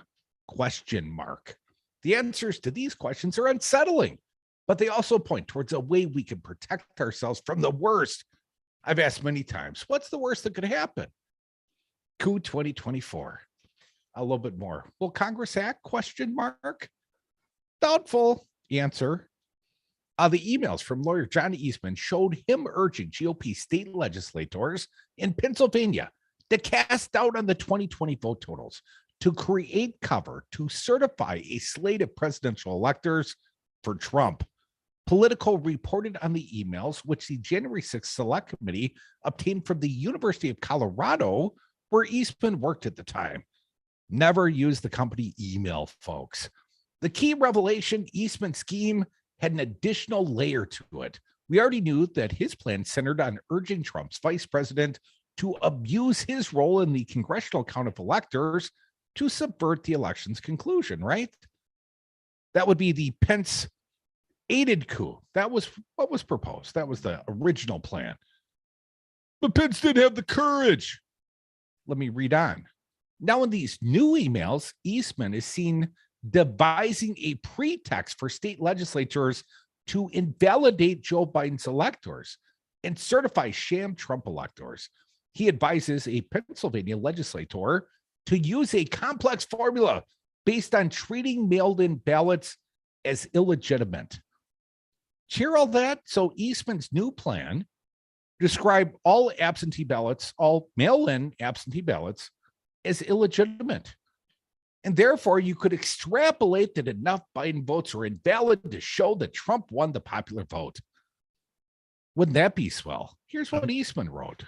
Go ahead. I'm sure the military would have a wonderful day with that. That's really honoring our vets because a lot of them vote by absentee ballot. Well, illegally, apparently. Invalidly, more importantly, at least for the scheme to work. Eastman wrote, then having done that math, you'd be left with a significant Trump lead that would bolster the argument for the legislature adopting a slate of Trump electors, perfectly within your authority to do anyways, but now bolstered by the untainted popular vote. The untainted popular vote, minus the Joe Biden absentee votes. That would help provide some cover because we're just making up a rationale for a coup here, folks. Eastman advises the legislature to argue that Biden electors certified by the governor are thus null and void. This is extraordinary stuff. Yeah, you don't say, Greg Sargent. Eastman advised that a state legislature should concoct a fig leaf justification for declaring the correct Biden electors certified by the governor invalid and certifying Trump electors instead. First, note that Trump himself also did something like this when Trump pressured the Georgia Secretary of State to find the votes, about 11,780 of them, Brian, to make him the winner. This was designed to create a similar pretext for replacing Biden electors with Trump ones. Here's a quote. Rep. Jamie Raskin, he's on the J6 committee. Eastman wasn't doing anything that Trump wasn't doing himself. They were both trying to get officials in the electoral process to substitute a counterfeit for the actual vote totals. Eastman was seeking to implant a new mathematical calculation contrived to produce a Trump win in Pennsylvania, Raskin said. And these Eastman emails showed that manipulating vote totals to create cover, air quotes, for state legislatures to appoint sham Trump electors was more central to the scheme than we knew.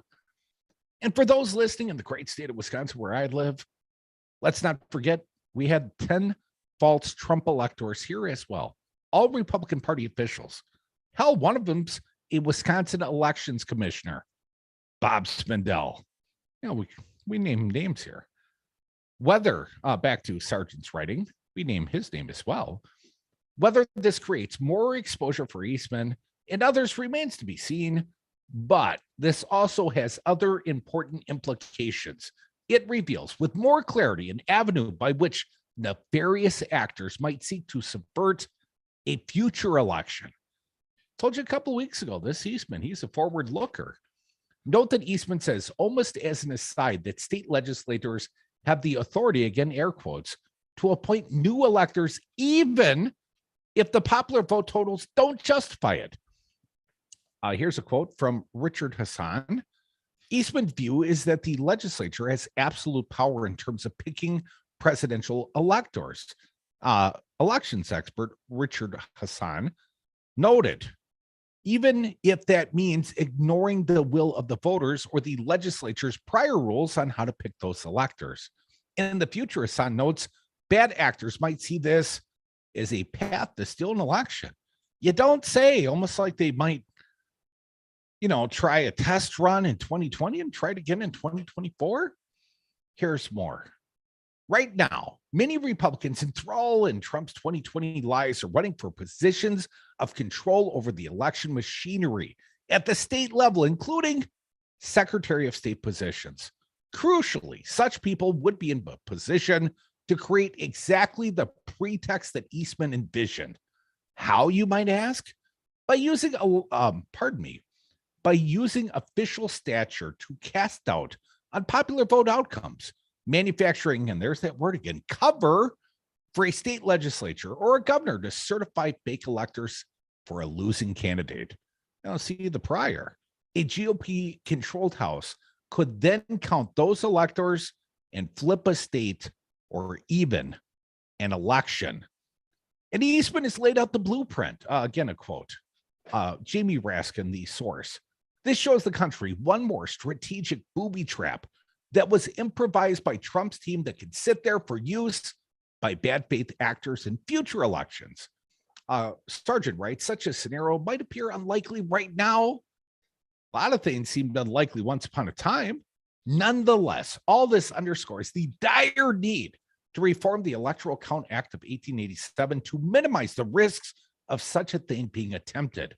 Done properly, reform could help thwart a rerun of exactly the scheme that Eastman developed. It could create a requirement that if a state-level attempt is made to certify sham electors, Congress must count only the slate that the courts deem the legitimate one. Here's a quote again. Congress absolutely must reform the ECA to clarify that no state officials, not governors, not state secretaries of state, not state legislators, can manipulate which electoral votes it will count. Legal scholar Matthew Seligman, an expert on the ECA, told, again, the author of this piece, Greg Sargent, the only way to do that is to require that Congress follow the court's decisions about which electors are valid, Seligman said. And if Congress doesn't act, that would mean relying on the virtue, I tell you, Fancy Brian, of individual actors in the right places to thwart such a scheme. But given all we've seen since the January 6th, institutional reforms seem like a far safer bet. Wouldn't you say? I just want to find 11,780 votes, which is one more than we have. One more than we have. And create a false pretense in the state of Georgia, which, of course, this is still being investigated, to overturn the electoral count. That's exactly what Trump was urging. That's what he's being investigated for by a special grand jury in Fulton County. And Eastman's still up to it. Why the Department of Justice? And let's not forget, Eastman fought many legal rounds up until now. He's tried to shield much of this information from the public. Lawyer-client privilege, right? But let's not forget what the California courts said. Who was it? Clark or Clark or something of the sort? The federal jurist said, effectively, there's a strong probability that there's a crime fraud exemption that would not protect Eastman because what he was proposing to the supposed client, and he wants to exempt those communications, but what he was proposing was a crime. It was a crime when he proposed it, and it was a crime when they tried to do it. And if they try to do it again in the future, it'd be nice if it was a crime then as well. And maybe we had some guardrails other than the advice of what, Dan Quayle? Dan Quayle saved our democracy effectively. It's a little scary. 844-967-2789. You know what else is scary? Kristen Yelich hit for the cycle today, and the Brewers still got bombed. They started that game down 7 runs. I know many are joining us where the postgame show today, the Brewers postgame show, but they lost to the Cincinnati Reds, the lowly Reds. And Christian Yelich hit for the oh-so-rare cycle, which is a home run, a triple, a double, and a single in the same game. I think he scored like 6 runs, some crazy number of statistical anomalies by Christian Yelich, the former MVP, and the Brewers still lost. I guess when you start down a touchdown, you're playing catch-up. So anyways, welcome back from the Brewer game. Hope you were paying attention. And now we're on. I picked up Adrian Hauser, the starter. It wasn't really exciting for me. Now, you are a big fan, aren't you, Fancy Brian? I'm a fan of baseball in general, yeah. You and my buddy Kunkel, you guys both like baseball. I used to come home in college. My buddy Runkle would be watching like whatever game. It could be the Padres and the, Angels on the West Coast. I know those are interdivision. They don't often play, but you get my point. He'd be watching some West Coast game at midnight. They'd be playing. I'm like, are the Brewers? Is that a replay? Why? No, man, it's just a baseball game. Just watching baseball. I got this guy in my rotisserie league. I'm like, is that a chicken? But apparently it's something people do with what statistical analysis. And it's a type of fantasy baseball league. It's super cool, I would suspect. It's been going on since the 80s, man. A participant in the rotisserie baseball league. Isn't that where who was the guy that was with the Red Sox? You know, the Moneyball guy. Are you talking about Bill James? Or are you talking about the guy who wrote the book Moneyball? Not him specifically. I was talking about the former general manager of the Red Sox. Billy Bean. Yeah. No, he for the A's. Well, my whole thought is, you know, aren't those just rotisserie guys that got jobs in baseball? That's longer than what we have for the rest of this segment, but yeah. I can give you 5 seconds to answer. Come back. Baseball rules. More Devil's Advocates. We'll talk about the January 6th hearings that are coming up starting June 9th. I've got some details.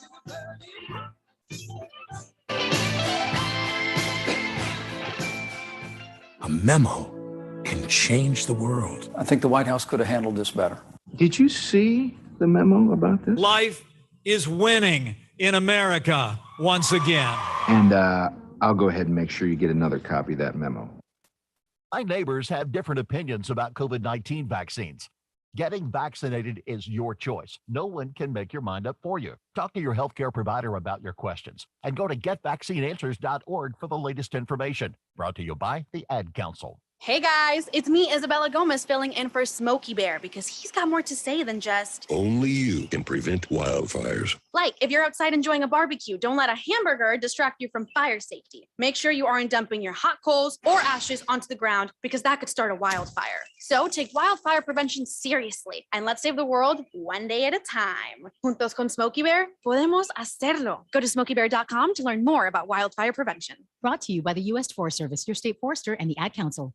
The Devil's Advocates. But do you think the Biden administration's calling up Laura Ingraham and making the announcement to the world that we're invading Russia with amphibious troops? Come on, Trump. I mean, and I want to hear fine Trumpsters that want to defend that crap. You know, he's a little late for the early bird buffet. Maybe you people were just naive marks who believed he was a super genius. Then I got some land I'd like to sell you outside of Fukushima. Check out the entire podcast library at darnwi.com. Hi there, I'm Kirk Bankstad and I own the Minocqua Brewing Company. And I also have a super PAC. We make good trouble in the North Woods of Wisconsin. You can support our efforts at the MinocquaBrewingCompany.com and buy our woke gear like t-shirts, hoodies, and trucker hats. Enter the code RADIO and get 10% off on your next purchase. A portion of all sales support the Minocqua Brewing Company Super PAC, which is dark money meant for good. That's the MinocquaBrewingCompany.com. My mother was very familiar with her neighborhood, but one day she stopped at the stop sign and she wasn't even really sure where she was at. When something feels different, it could be Alzheimer's. Now is the time to talk. A message from the Alzheimer's Association and the Ad Council.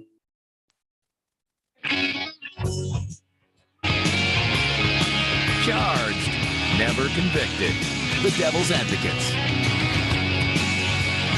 Welcome back to the Devil's Advocates Radio Show, the Wednesday edition. No, it's like a sauna up in here.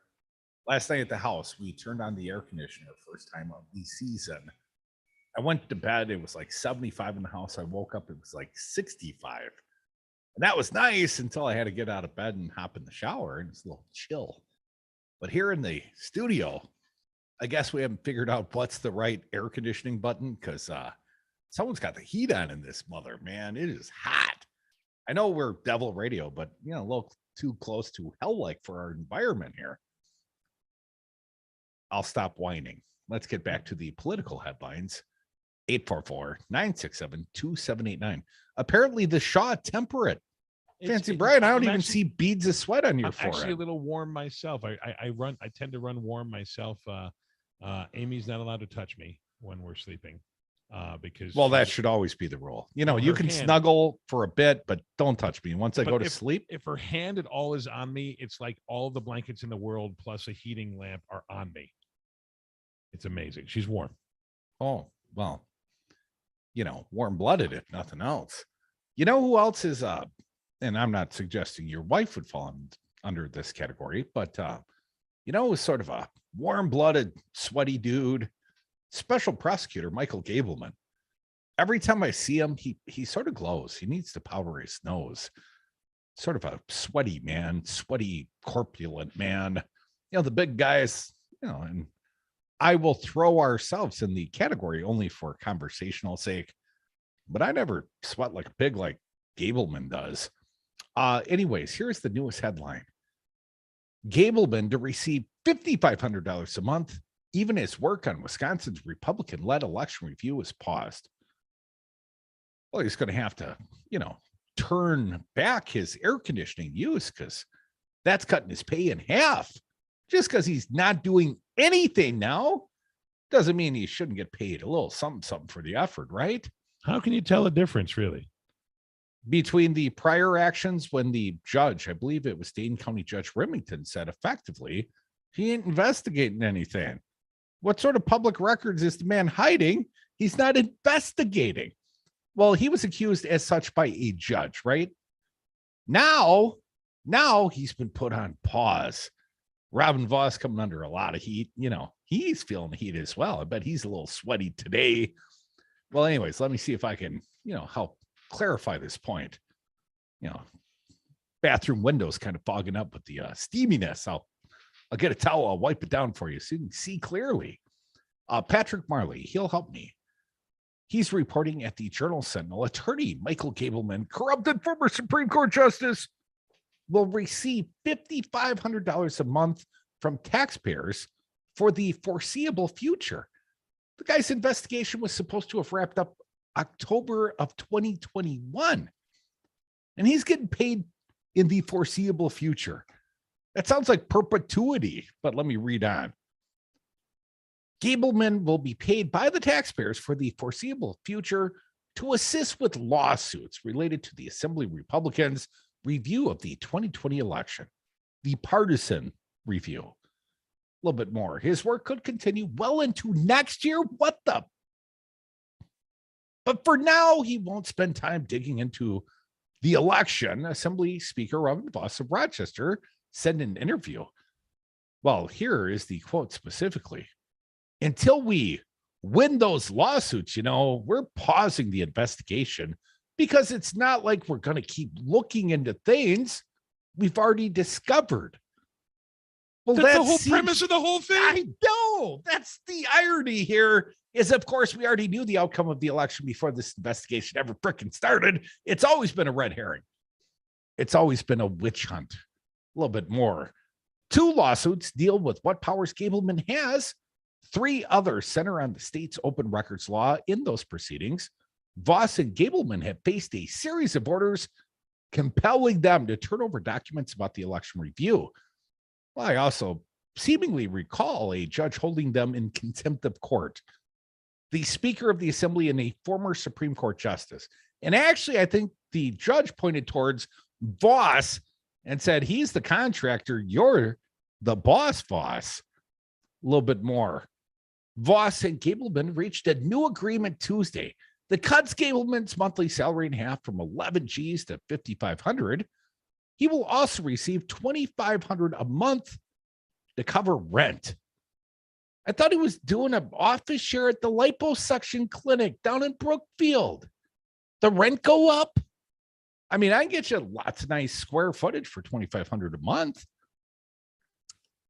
He's going to continue to get monthly rent. Apparently, other expenses will have to be pre-approved by the Assembly, according to the contract. So travel out to cyber symposiums held by Mike Lindell at the taxpayer expense, that'll have to be pre-approved in the future. Just asking, for the taxpayers. Unlike earlier contracts between the two, the new one has no definitive end date. Well, the other ones didn't either, obviously. They might have had end dates, but you didn't honor the end dates. It's like taking a reservation. The important part is not taking the reservation, it's honoring the reservation. A little bit more here. This is going to end up costing taxpayers a lot more than $5,500 because it's going to drag on for months and months and months. Lawsuits tend to rack up other expenses, said State Rep Mark Spreitzer, a Beloit Democrat who sits on the Assembly Elections Committee. Voss said he's allowing Gableman to have the state cover some of his travel costs that he was supposed to pay out of his own pocket. Why would we do that? What, you're feeling bad? I mean, we were paying the guy $11,000 a month to not investigate more. Gableman, who served as a corrupted state Supreme Court justice from 2008 to 18, last August visited the site of a partisan election review in Arizona. That was the Maricopa County Cyber Ninja effort, right, Fancy? And a forum in South Dakota hosted by Mike Lindell, the MyPillow chief executive, who has promoted, let's call them, bizarre and discredited conspiracy theories about the 2020 election. Voss said at the time that the trips that Gableman would have to pay his own way, but later had the taxpayers reimburse Gableman more than $2,700 for that travel after the reimbursements became public in November, which, as I would point out, Fancy Brian, is after the investigation was supposed to have ended. Voss said he would likely make Gableman pay back the funds. Voss said Tuesday he had ultimately decided to let Gableman keep those payments. Man, he's awfully generous with our money. Going down to understand how the audit happened, I'm okay with that, Voss said, of the Arizona review. We didn't end up doing it in Wisconsin, so doing a fact-finding mission, I think that you could say that was the legitimate part of what he was looking at. He also held the same view for the Lindell Forum. Is it something that you know that you look back now and say it might not have been worth it? Well, you don't know till you go. More Devil's Advocates, greatest radio show ever. You don't know until you listen. Dom joins next. The Happier Happy Hour commences right now.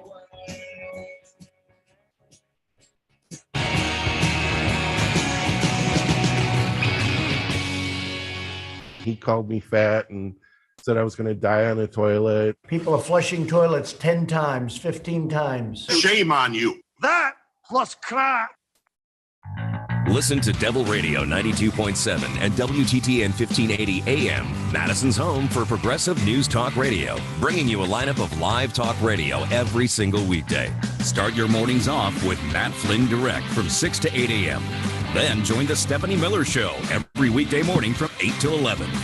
The Tom Hartman program is live middays from 11 to 2, right here on Devil Radio 92.7 and WTTN 1580 AM.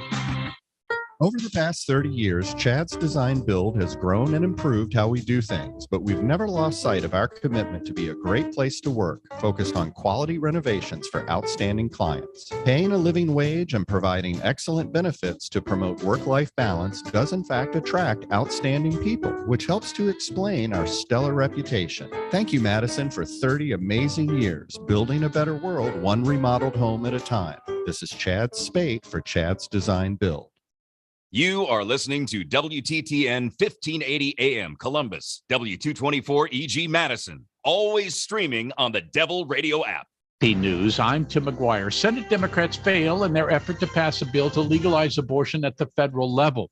The 49-51 vote opposed by all the Republicans and one Democrat, West Virginia's Joe Manchin, who thought the measure was too broad. It needed 60 votes to move to the floor. Most senators expected the bill not to pass. The vote was held to get those in opposition on record ahead of the coming midterm elections.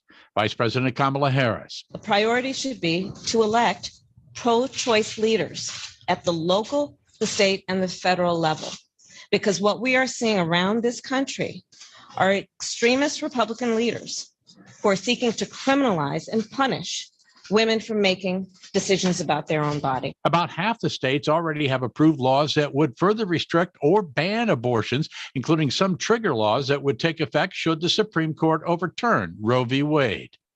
Inflation eased to 0.3% last month, but 8.3% when compared with last April. President Biden, in a speech to farmers in central Illinois, thanked them for their work. I stand here today to thank American farmers who are the breadbasket of democracy. Biden also noted the U.S. farmers have to step up even more to cover for the loss of crops in Ukraine and to lower prices. We have to keep investing in our farmers to reduce the cost, to reduce prices to consumers.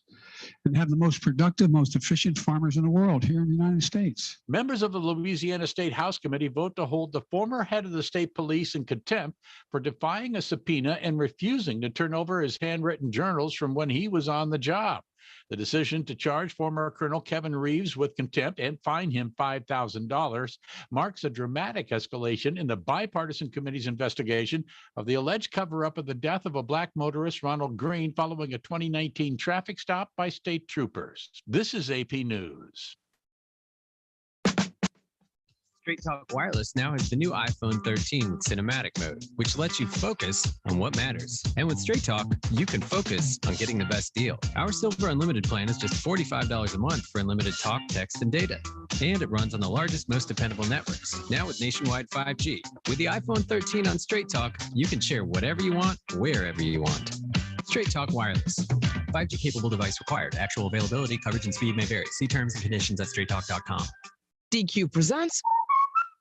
Picture this. You stand before the awe-inspiring new signature stack burger menu at DQ and your mouth wonders, where have you been all my life? That's 5 taste bud tempting cheeseburgers with 100% real seasoned beef. You peek at the loaded A1 stack burger with 2 premium sauces. Then the flamethrower stack burger with tongue-tingling jalapeno bacon. Then you realize moments like these are exactly why we have the DQ signature stack burger menu. DQ. Happy tastes good. Get it delivered at DQ.com. Devil Radio 92.7 FM, covering all the malarkey you can handle. Hi, this is Brad from Zero Res. If you need someone to help with your carpet cleaning, business or residence, please give us a call. We have the best system available and an amazing team of friendly technicians. Call us at 848-9000 or schedule online at zeroresmadison.com. Listen to your favorite political talkers no matter where you are. 92.7 FM in Madison and Eastern Dane County, 1580 AM Columbus, north of Madison, and for daytime east-west commutes on I-94, 101 FM in the Shaw, and 540 AM covering eastern Wisconsin all day and covering the Milwaukee Metro, the Wow Counties, Racine, and Kenosha 24/7. Download the free Devil Radio app for your smartphone and take both stations with you everywhere. No excuses, just listen. 3, 2, 1, 0. Hey, it's Rocker, and I'm lifting off from Sal's Tomato Pies, enjoying a brand new cocktail called the Cosmonaut. It's an improved take on the classic cocktail with Madison-made Rocker vodka, featuring orange liqueur, house-made citrus cordial, lime, and cranberry. Experience liftoff with the Cosmonaut, the new cocktail featuring Rocker vodka at Sal's Tomato Pies in Sun Prairie, Madison, and the Dark Horse Art Bar. Must be 21. Please drink responsibly. Listen to the Empowered Caregiver Show each Saturday and Sunday morning at 9 a.m. with hosts Liza Hellenbrand and Kristen Voss. Right here on Devil Radio 92.7, WTTN 1580 AM, and the Devil Radio app. You know what? I'll tell you something. There's nothing better than a hot sausage, couple 2-3 cold beers, and Devil Radio on a box.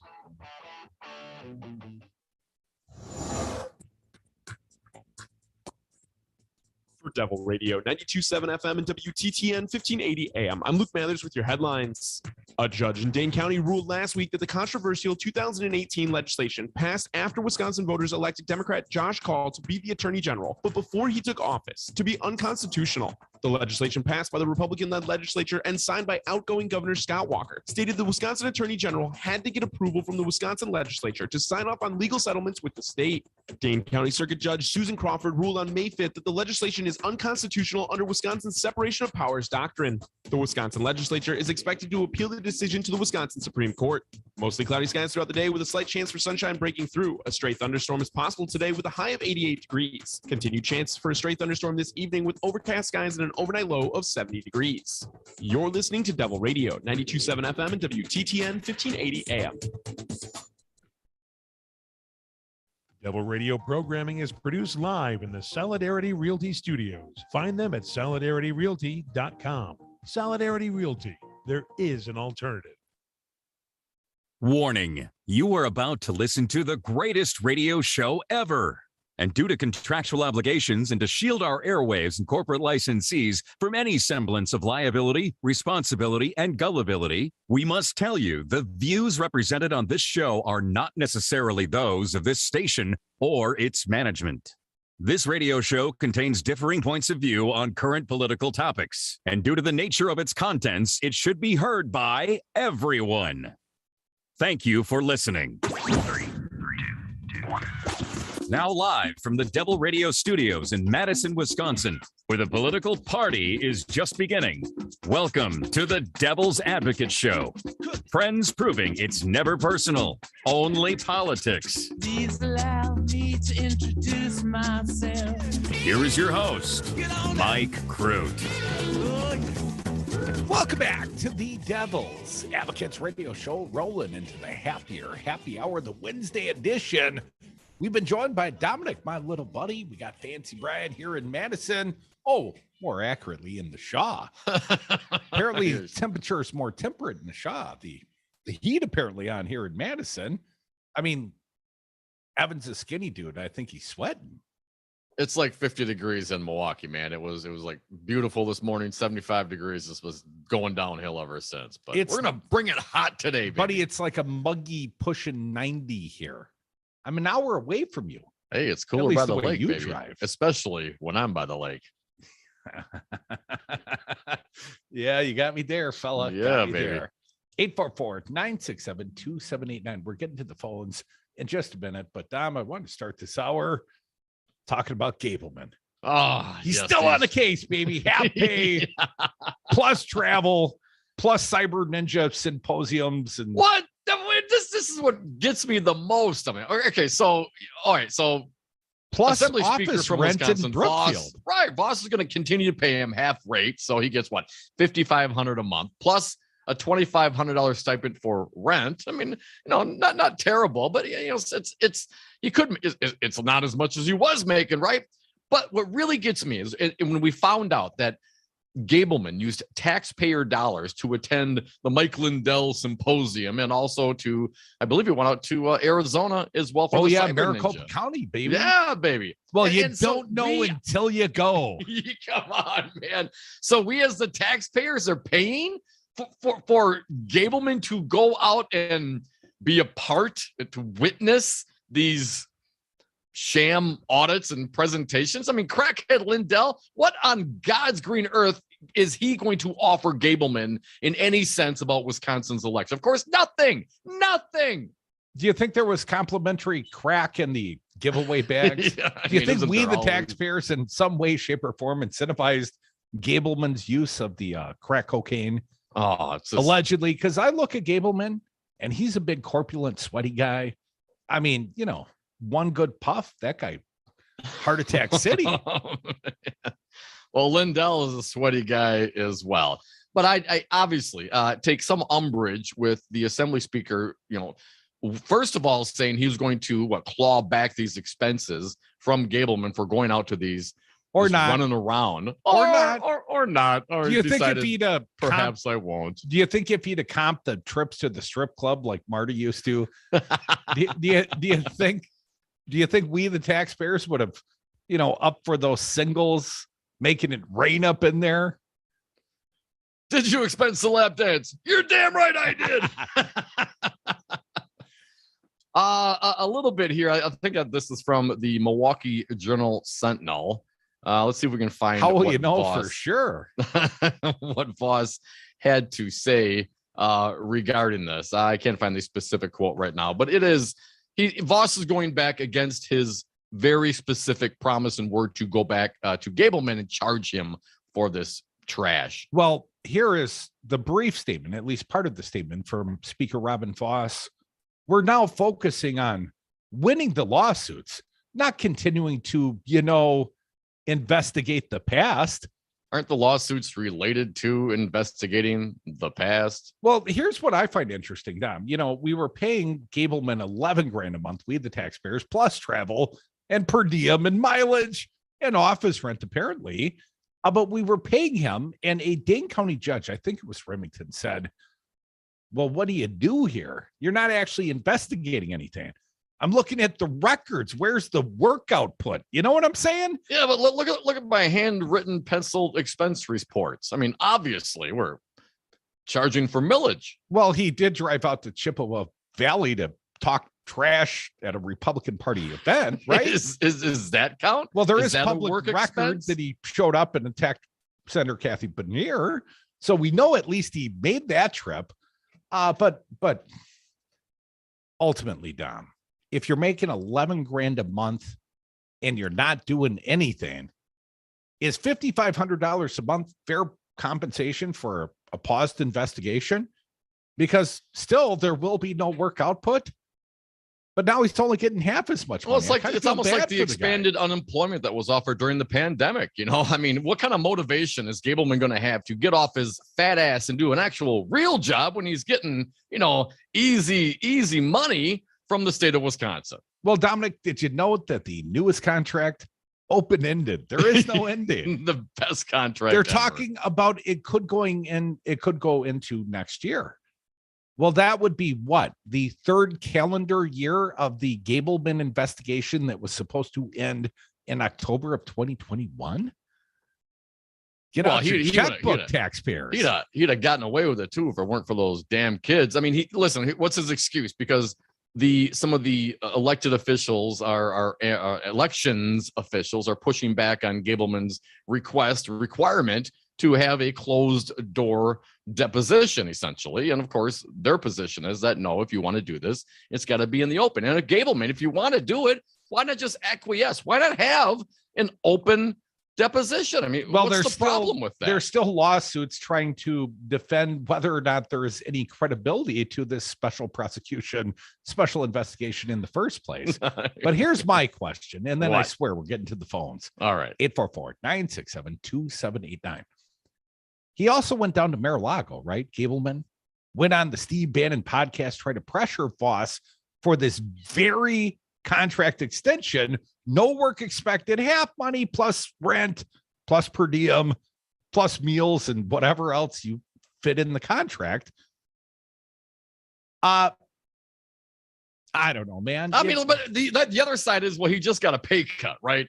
Because he's not producing anything. Could it be that actually Voss is, being much more vigilant on the expenses? You haven't provided anything. Vigilant. We're not paying you 11 grand a month. Now you're only getting $5,500 a month. I mean, if you cut someone's salary in half, it's not because they're doing a great job, right? But he's not doing anything in the first place. He wasn't churning out any work output except for an interim report, which was laughable because he called for the decertification of the last election. And Robin Voss only allowed this charade to go on because he was under the boot of Donald Trump. Well, now you're stuck. You've opened Pandora's box, Robin Voss. I'm loving to see him suffer. The popcorn king, Rojo Popcorn. I think he ironically or unironically calls the popcorn. I got a little bit here from the Milwaukee Journal Sentinel. Gableman last August visited the site of a partisan elections review in Arizona and a forum in South Dakota hosted by crackhead Mike Lindell. Voss, at the time of the trip, said Gableman would have to pay his own way, but later had taxpayers reimburse Gableman more than $2,700 for that travel. After the reimbursements became public in November, Voss said he would likely make Gableman pay back the funds. Voss said Tuesday he'd ultimately decided to let Gableman keep those payments. Going down to understand how the audit happened, I'm okay with that, Voss said of the Arizona review. We didn't end up doing it in Wisconsin. So doing a fact-finding mission, I think you could say that was a legitimate part of what he was looking at. He said he held the same view for the trip to Lindell's forum. Quote, said Assembly Speaker Voss, is it something that, that you look back now and say it might not have been worth it? Well, you don't know till you go. Cheaper to keep them?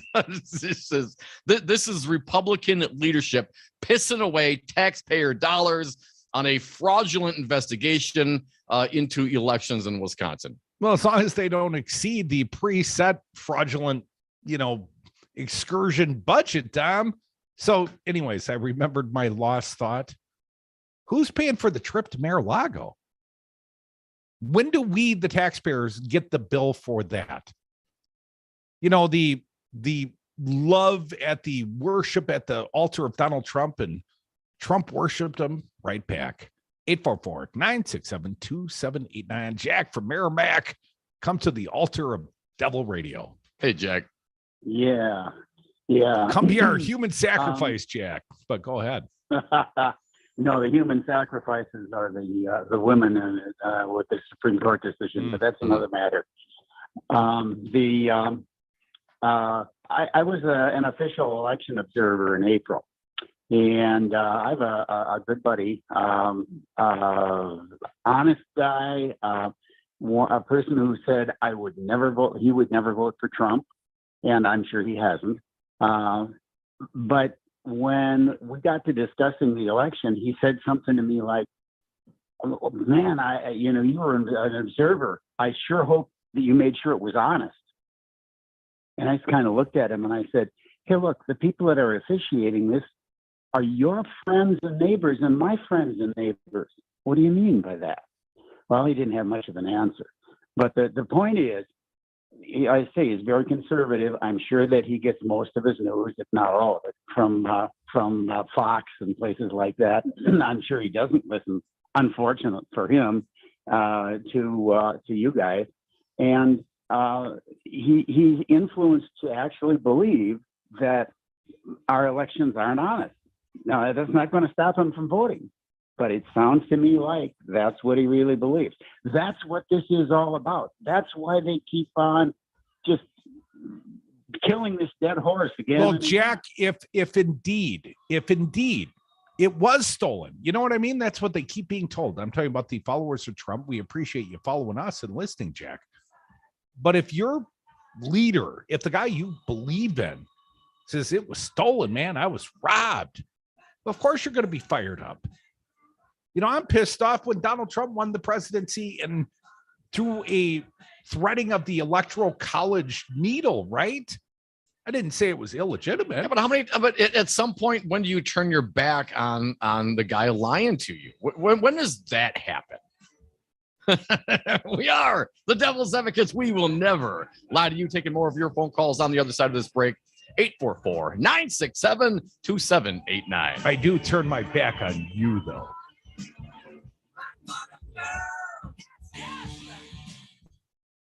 What would you say you do here? We follow orders or people die. Open mouth and drooling slightly. It's a baby! You're damn right I did! That was called action, not with the mouth. Make it the greatest radio show ever. The Devil's Advocates is my passion. It must be. I've been doing it for a decade. Running two Wisconsin radio stations, providing the only platforms of truth and resistance against fascism in a critical swing state. That's a vital mission and a tremendous responsibility. And it all costs money. So support the mission and the show. Join and give at patreon.com at the Devil's Advocates Radio. Help me change hearts and minds and just maybe save democracy.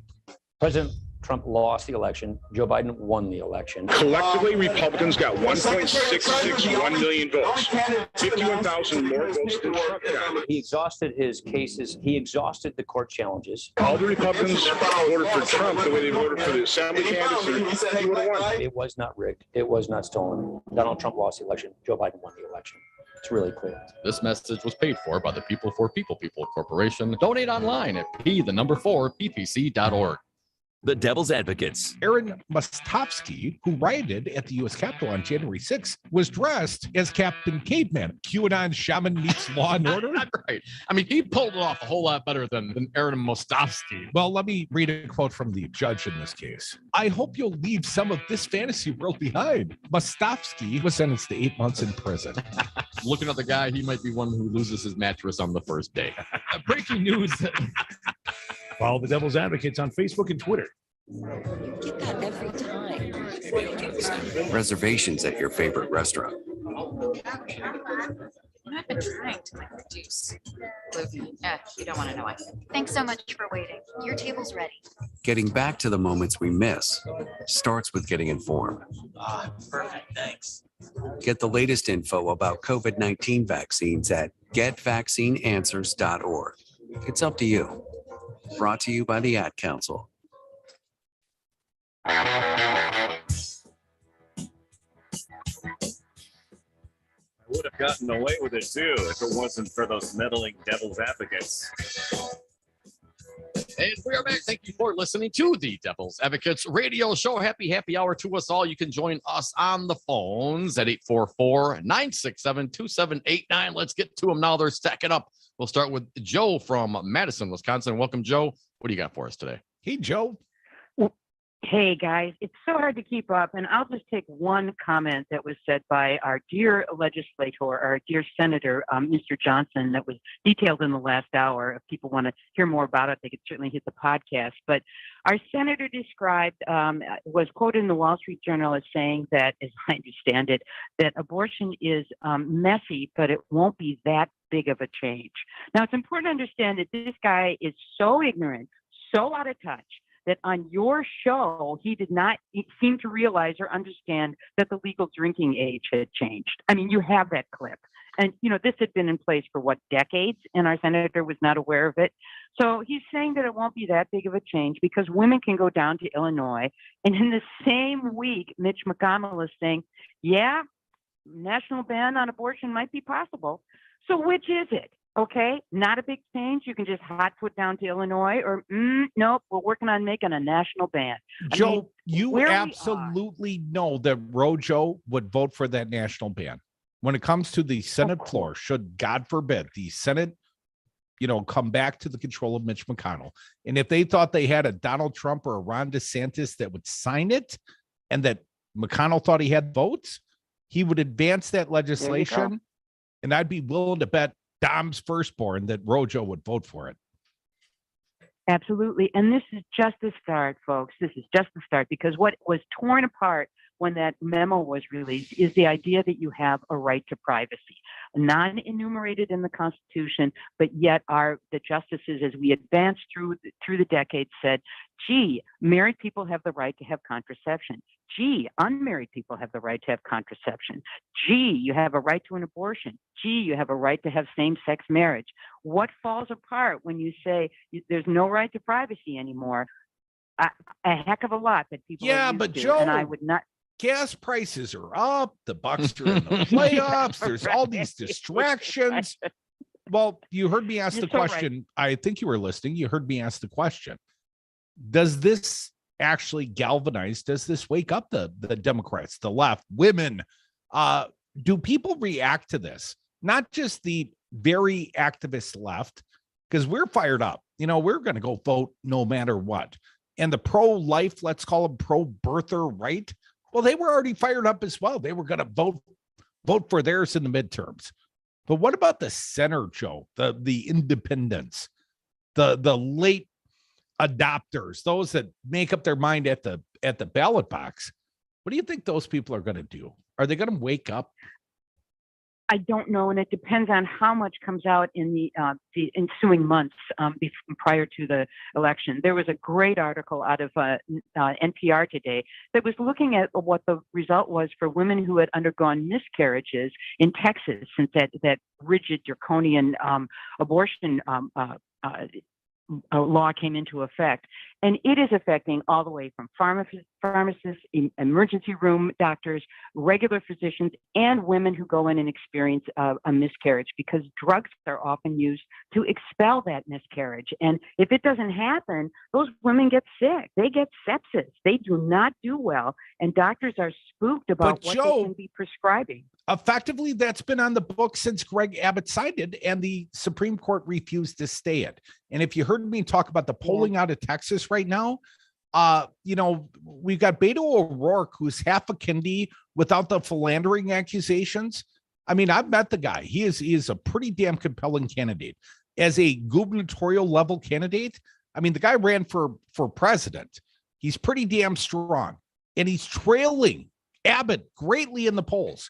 And people have had the time to react to this news in Texas. They're under a 6-week abortion ban, and Abbott's way out in the lead.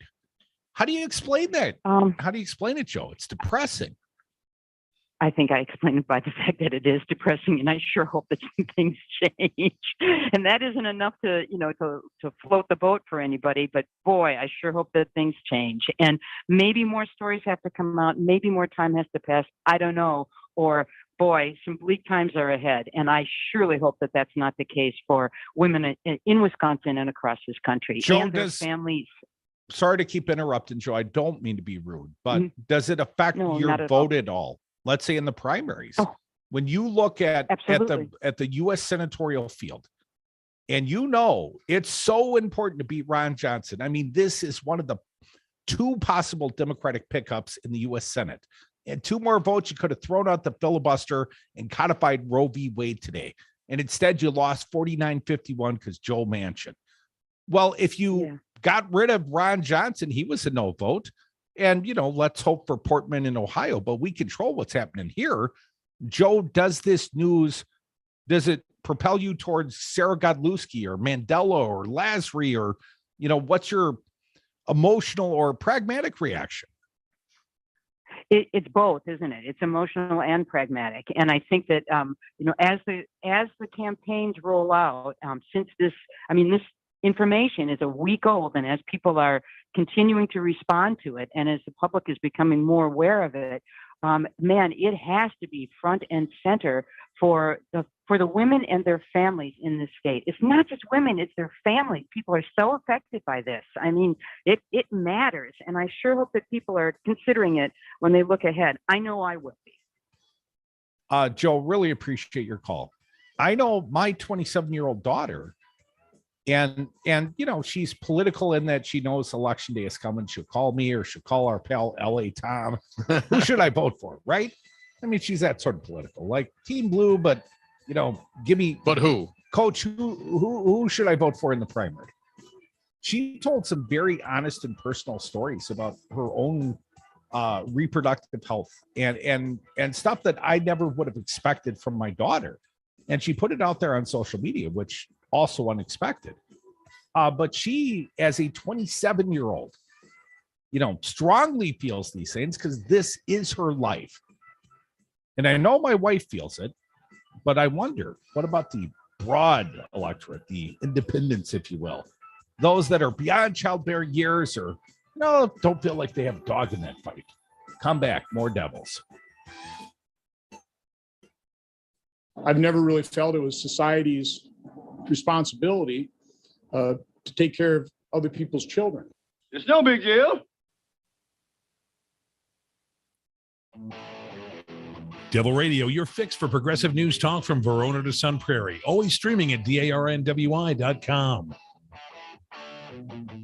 Here on Devil Radio, the happy hour is always the happiest hour of the day. If you want to end your day on a high note, join the happy hour at the all-new Dark Horse Art Bar, 756 East Washington Ave, right next to Salvatore's Tomato Pies. Happy hours now Tuesday through Saturday, 4 to 6 p.m. with drink and wine specials and $1 slices, and always free parking in our building. The Dark Horse Art Bar. Enjoy this unique, funky, cool space. Surround yourself with art with featured local, regional, and national artists. New shows each month. President Trump lost the election. Joe Biden won the election. Collectively, Republicans got 1.661 million votes, 51,000 more votes than Trump got. He exhausted his cases. He exhausted the court challenges. All the Republicans voted for Trump the way they voted for the assembly candidates. He would have won. It was not rigged. It was not stolen. Donald Trump lost the election. Joe Biden won the election. It's really clear. This message was paid for by the People for People Corporation. Donate online at P4PPC. Senate and abortion. I'm Tim McGuire with an AP News Minute. Senate Democrats failed to reach the 60 votes needed to pass a bill protecting abortion on the federal level. Final tally, 51 noes, 49 yays. The lone Democrat voting no, West Virginia's Joe Manchin, who called the bill overly broad. Senate Majority Leader Chuck Schumer says the midterm elections are crucial to women in this country. If you want to see a woman have control over her own body, elect more pro-choice Democrats. If you want to protect a woman's freedom and right to choose, elect more MAGA Republicans. If you want to see a nationwide ban on abortion, if you want to see doctors and women arrested, if you want to see no exceptions for rape or incest. Inflation was up 8.3% in April compared with a year ago, yet just 0.3% from March to last month. New car prices were up, used car prices fell. Travel-related items also increased. I'm Tim McGuire.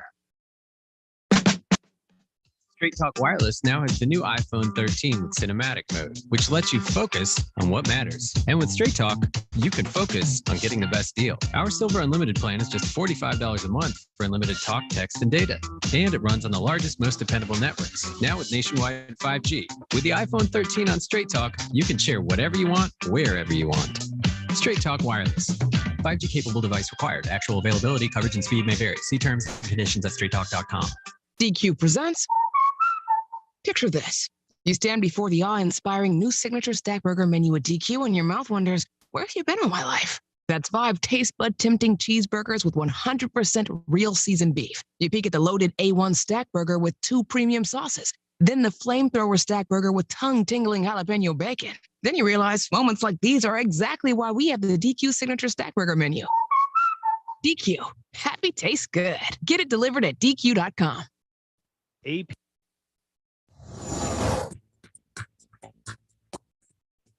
For Devil Radio 92.7 FM and WTTN 1580 AM. I'm Luke Mathers with your headlines. According to court records from this week, Madison Teachers Inc. is suing the Madison Metropolitan School District over unfulfilled open records requests regarding staff benefits and contracts submitted last November. The attorneys representing the local teachers union said 6 months is longer than what is expected for a public records request through state law. On Tuesday, Governor Tony Evers and Wisconsin Economic Development Corporation Secretary Missy Hughes announced the administration will be investing an additional $25 million into the Main Street Bounce Back Grant Program, allowing an additional 2,500 small businesses to receive $10,000 grants in an effort to revitalize main streets across the state. Madison police are investigating a group that has allegedly claimed responsibility in the Sunday morning vandalism that occurred at Wisconsin Family Action. In a written statement, Madison police say federal partners are assisting in vetting the claim. You're listening to Devil Radio 92.7 FM and WTTN 1580 AM. I like this fight with pain and music is my aeroplane. It's my aeroplane. The Devil's Advocates know how to kick ass and chew bubblegum, and we're all out of bubblegum. Welcome back to the Devil's Advocates Radio Show, the Wednesday Happier Happy Hour. It rolls on. We're flying along, Dom. And this is a non-political story, but I have to bring it to your attention. A guy was on an airplane flying into Florida today, and the pilot apparently became incoherent. And this passenger, who had no flight experience ever, had to take the controls and land the plane. And apparently the air traffic controller talked this guy down. That would be my greatest fear. My greatest fear is dying from height, like falling out of a plane and, you know, parachuting and the parachute doesn't open. You know, the whole time, I'm going to die. I'm going to, you know, the whole way down, you know, you're going to die. Like, I got to feel like, you know, if you're in an airplane and the pilot, let's just say, takes ill, is incapacitated, incoherent as the case may be, I mean, I can carry your ass for a segment on the radio down. Oh, yeah. But I'd be freaking out, dude. I would have died of a heart attack. I never would have had the courage to land that plane. Good luck. We're all counting on you. I could not have done it. I have faith, Curdy. Brian, what do you think? He could have done it. I don't think I could. Look, as long as you were in the military, you should be able to go and deal with courage under fire type of stuff. You know, just all right. I have a solution. I can do this. I can do this. I could be on the ground and you could be shooting at me, or I could be in a ring of fire and I would have courage under fire. But if I was, you know, even 100 feet off the ground, man, no, I'm wetting myself. Well, just know that if you do fall from a great height, you'll probably die of a heart attack before you hit. So at least it depends on how high it is. That's not a lot of oxygen up there, too. I'm hoping to black out. Yes. Yeah, exactly. Before I splat, you know, my luck, I'll wake up, you know, like 10 feet off the ground, like, yeah, oh, right, you know, you get there. splat. Wrong week. Quit drinking. 844-967-2789. Before we get to the callers, want to throw this one out there for our last caller. More Joe. important than the passenger landed the plane. Just in case there was any question about what the Republicans would do if they're in charge. Raw Story reporting that Republican House Minority Whip Steve Scalise confirmed on Wednesday that Republicans will, quote, move day one to enact a federal abortion law if the U.S. Supreme Court overturns Roe v. Wade. His quote, I hope that the ruling comes out soon, and I hope it's the ruling that was leaked. But if you think about where we are We're a party who defends life, and we would celebrate a ruling that allows elected leaders to defend life and debate in open public what those laws should be in every state and in Washington. Clearly, we will move day one if we get the majority on the Born Alive Act. So states like New York can't murder a baby outside the womb and call it abortion, he added. They go on to say, according to factcheck.org, that particular measure is unnecessary because it is already illegal to kill babies after birth in every state. But I mean, that won't rile up the voters, right? You got to let them know it's really super illegal now. So what you're saying is when U.S. Senator Ron Johnson today said if Roe v. Wade was overturned, it'd be a little messy. Nah, it's too bad. No big deal. And he thinks there would somehow be a responsible legislative response in the state of Wisconsin. I almost laughed aloud. I mean, nothing more disingenuous, Ron, than saying that Republicans are somehow in the state of Wisconsin going to codify some sort of abortion protections for women. No, never going to happen. I mean, that's a laughable statement, Ron. So Ron's new tact in this reelective cycle is to basically come out and just lie through his teeth. Well, downplay it, of course. No big deal. But that's how obscene it is. Even just a suggestion that, well, you just get in your Hummer and drive a couple hundred miles to the Illinois border and just go get your abortion there. It's not a big deal. I mean, think about the resources needed. I mean, Ron is so very entitled and spoiled that it's like, hey, if you got to spend a couple $100 to go out of town to go get your medical treatment, no big deal. But that's a big deal for lots and lots of people. It just goes to show you how really, truly out of touch the guy is. Well, actually, Dom, in the Johnson Family Trust, if I understand the reporting thereof, he actually incentivizes his children to seek abortive care, or at least if they've had one child out of wedlock, because no greater sin. No, literally in the Johnson Family Trust, each child is entitled to one unrelated felony. So you could have multiple felony charges under the same crime charging, but if you were charged with multiple crimes, you would get kicked out of the trust. You wouldn't get the Johnson grandiose millions. And the other crime, according to the trust, the Johnsons apparently have for their children, illegitimate birth. So if you got an illegitimate child, you're entitled one under the family trust. It's so offensive. Doesn't that incentivize children? There's no such thing. I mean, child's a child's a child. A man has sex with a woman and a baby is born. What? There's no such thing. It is just so asinine. These ass backwards 19. I mean, they're looking up to the 50s. These are like the 1400s now. This is terrible. Yeah, but what if you're one of Ron's daughters and you've already got this quote unquote, according to his trust, illegitimate child, and I was, the so-called bastard child, as I pointed out, eventually orphaned. So I've lived this life. I'm not casting aspersions on others. I've caught all these slings, all these arrows in my own life. But under Ron's theory of incentivize, with the grandiose millions of the family trust, if you had one illegitimate child at home and you didn't want to lose the millions, well, you better start planning your road trip to the flatlands. Because if that second child's born, you're cut off. Or you better go to Vegas and get married, because, getting married in front of Elvis at the church downtown, that's true wedded bliss. And that's really what matters. I mean, the whole concept is just so asinine and backwards. Well, you got to get married. Is it wedded under the church or under the state? And is it a particular church?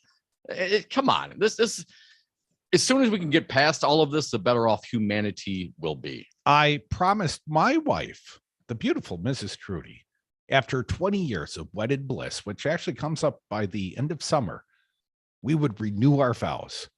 It's been bliss the whole time. Before God and Elvis, perhaps at a Vegas chapel. Drive-through, preferably, because, I got to get to Planet 13. So if you quit getting married in front of Elvis and pop out a kid, that's totally okay to get Ron's millions. But if you don't, then it's a problem. Because see how that makes sense? It's a messy problem, isn't it? It certainly is. You can see the sort of mess that would cause. 844-967-2789. Mark from the SAC, welcome back. What do you got? Hey, Mark. Hey guys, yeah, I've been here. I've been following some of this stuff, picking up. I just got the radio going most of the time, and there's girls as young as 8 and 9 years old that are hitting menses, which is just, and it's probably very few, but and most of it is at 11 already now. That it is just. What point are you getting to, Mark? Let's hurry up and get there, okay, pal? They don't want to have sex education in schools for these girls. They want to deny them access to birth control. I mean, some of these states are trying to lower the age of consent for marriage down to 14 or something like that, and that they want these girls to be dumb and ignorant and not have access to family planning practices, not knowing anything about anything at all. I mean, I can remember in 6th grade they ushered all us boys out of the room and showed the girls some film strip or movie on what was happening to their bodies. I mean, this was back in the 60s, for God's sakes. And we were back then. They're more educated. They wanted to believe more in education back then than we do today. Oh, Mark, but now the Republicans say, this is the kind of information, this is the kind of education that should be taught at home. This is about home. But of course, the problem is you got a lot of ignorant people. You got a lot of religious zealot people that are not going to teach their children the science of what's happening. I got all the sex ed I need out of the Bible, Mark. Yeah, well, yeah. When they exclude women when the women were considered unclean when they're when they were having their period and they had to go to the red tent. I mean, it's just ridiculous. Appreciate your call, Mark. That's where they're going, right? I mean, how is it any different? I mean, if that's a religious sentiment for them, isn't that glory? Isn't that if it's the Bible to which you refer, Mark? How would they not want that as the end result of this political / religious drive? 844-967-2789. Here he comes. Prepare yourself, Dom. It's CJ. Welcome, CJ. Hey, what do you CJ. got for us? Hi, guys. Well, thank you. Well, the leak was intentional. Yes, a righty leaked it. And, the mere fact that most people and parents don't want, and you can't even tell the truth about the law from Florida, don't want sex education taught between kindergarten and 3rd grade. It's not, CJ, it's not taught that early. That's a fact. That's the bill. That's the bill, Dom. CJ, you got kids in the school, man? It's already not taught, man. CJ, you got kids in school? Buddy, I've got kids. Dom's got kids. Brian's got kids. Do you have kids in the school? Because my kids never came home complaining that they got out the banana and the condom in 2nd grade, dude. I used to volunteer at the elementary school. That wasn't happening at my kids' elementary. What about your kids' school, CJ? It's called the Parents' Rights in Education Bill. Yeah, and James Watt wrote the Clean Air Act, man, which was about polluting the world, dude. So you can call it what you want. My mama. No, that's the name of it. That's the fact. But, I can see why you're worried about where people are going to vote in the middle on this. They're worried about things like inflation because the Hunter Biden administration just scored another record. Unfortunately, it wasn't a good one. His mama called him Clay. I'm going to call him Clay. You can't hide behind the moniker, T-Bone. 844-967-2789. I had about enough. Sorry, man.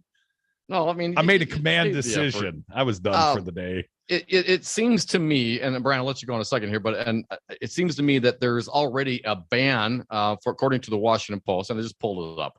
Sex education, according to this article, has already been banned in Florida until the 5th grade. So critics say the law tries to solve a problem that doesn't exist. Well, we see that. I mean, that's what they do. This is exactly what Scalise was saying with this Born Alive bill. Oh, you can't abort a baby after birth. Well, it's already illegal in all the states to murder a baby.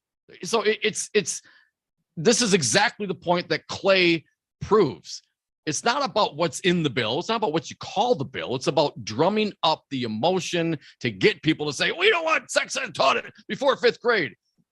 without knowing that, according to the Washington Post, in Florida, sex ed is not taught until after 5th grade. Yeah, but the don't say gay laws, it's being characterized in the press. I know that's not what you call it, CJ, not what DeSantis called it.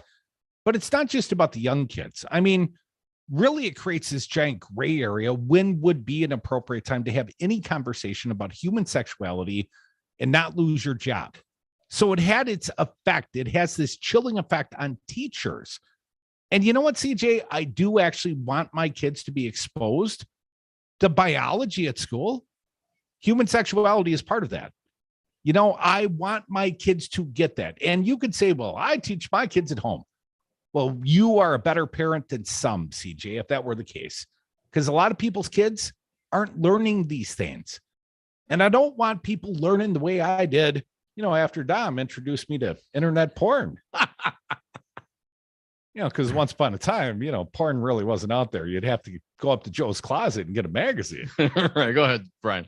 Just real quick, if anybody complains about Joe Biden and inflation and gas prices and things, a lot of those people are the same people who are anti-socialist and anti-communist, but are advocating for Joe Biden to take the reins of the economy.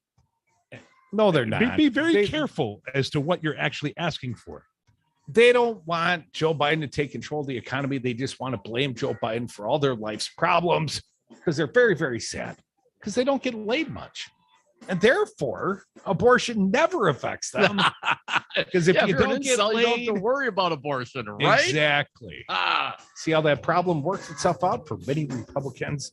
Otherwise, it might get messy. Come back, one last segment to call the Devil's Advocates, 844-967-2789.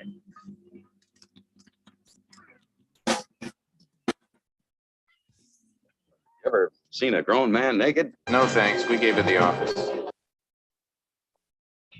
The COVID-19 vaccines are starting to become available across the country. Now is the time to get informed. Get the latest information at getvaccineanswers.org. It's up to you. A message brought to you by the Ad Council and the CDC. To protect her home and family in a disaster, Karen was willing to wade through water, mud, and insurance paperwork. Yeah, I can do this. You go, Karen! By simply understanding and updating what her insurance covers and doesn't cover now, she'll be better prepared no matter when disaster strikes. Learn other simple ways to protect your home and family before a natural disaster at ready.gov. That's ready.gov. A message from FEMA and the Ad Council.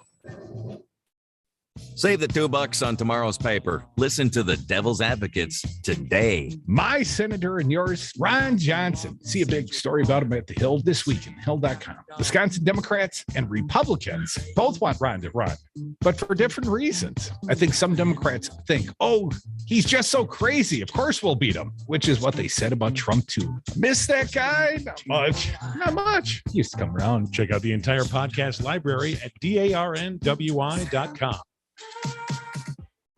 Hi, folks. This is Kirk Bankstad at the Minocqua Brewing Company, and I am proud to introduce you to Choice, our new pink grapefruit flavored hard seltzer. Choice was made in collaboration with Planned Parenthood of Wisconsin, and 5% of the proceeds from every can goes to support them and their fight for reproductive freedom. Choice hard seltzer tastes great and comes in at only 105 calories per can. Go to our website, MinocquaBrewingCompany.com, to find where you can buy Choice hard seltzer. 19, brought to you by CDC and the Ad Council. Managing today's uncertainty can be overwhelming. Focus on what you can control, even if it's little things like your before bedtime ritual. Find more self-care and coping tips at coping-19.org. Spinderella cut it up one time. The Devil's Advocates. Radio for nasty women everywhere. And we are back. Thank you for listening to the Devil's Advocates radio show. Some say the greatest radio show ever, and they would be right. You can join us this last segment of the happy hour at 844-967-2789. Dominic, the quote earlier today, apparently Ron Johnson attributed with this quote. It might be a little messy for some people, but abortion is not going away. I am quoting the Journal Sentinel. Johnson said, suggesting people in Wisconsin still have options, such as driving across state lines to Illinois. I just don't think this is going to be a big political issue. Everybody thinks it is because it's not going to be that big a change. I mean, what? Now, senatorial candidate Sarah Godlewski countered, for someone to say this is not going to be an issue, you're completely disconnected from Wisconsin. If he actually had conversations with women, if he had conversations with families, he would understand these are things that they are facing. What do Wisconsinites not want? Politicians making healthcare choices for them. And Ron Johnson is saying, let's just throw liberty out the window. Let's have politicians make these kinds of healthcare choices for women. One of her Democratic nominee opponents, I guess we'd describe him as, current Lieutenant Governor senatorial candidate Mandela Barnes, his brief statement after Ron Johnson voted against codifying Roe v. Wade, or at least to cloture in debate. Here's what Mandela said. The Senate is fundamentally broken, and it will stay that way until we retire self-serving politicians like Ron Johnson, who ignore the will of the majority and vote to strip away our rights. In the Senate, I'll never stop fighting to protect a woman's right to make decisions about her own body. Mandela Barnes quote from a press release sent just within the hour. I would say this, and Ron may be close to right in one regard. Abortions are still going to happen. Period. What's going to happen is that women are going to die because they're in the back alley or in the hotel room. You know, they're at the Airbnb trying to, hook up with maybe they'll do a group discount, get on a bus and get a bunch of them to go to an Airbnb and have it all done there by, some doctor, right? Ron accounts for that. He described it as messy. It's messy. Abortions will continue to happen and women will die because of it. And to the anti-choice, quote unquote, claiming to be pro-life, obviously we know they are not, or at least not pro-women's life. If a woman wants to have an abortion, well, she can die too, because that's what they say. They don't want the doctor, if you have to choose one versus the other, they don't want the doctor to have to do that. They want the doctor to go equally to try to save both the female and the young child. And, whatever happens, I believe the quote I read was, it's in God's hands. So let's just not forget the religious aspect of this entire episode. 844-967-2789. Dominic, one of the senatorial candidates not heard from, Alex Lasry. Now, I think he probably put out a statement. I just don't have it immediately to offer to the audience. But I see you showing off your Bucks hat. And if the Bucks continue to play well in the playoffs, they are at 2-2 in the series. Now, that was a little bit of a disappointing loss the other night. And I'm sure Mr. Lasry, young candidate Lasry, his thought process is first and foremost Bucks in 6, right?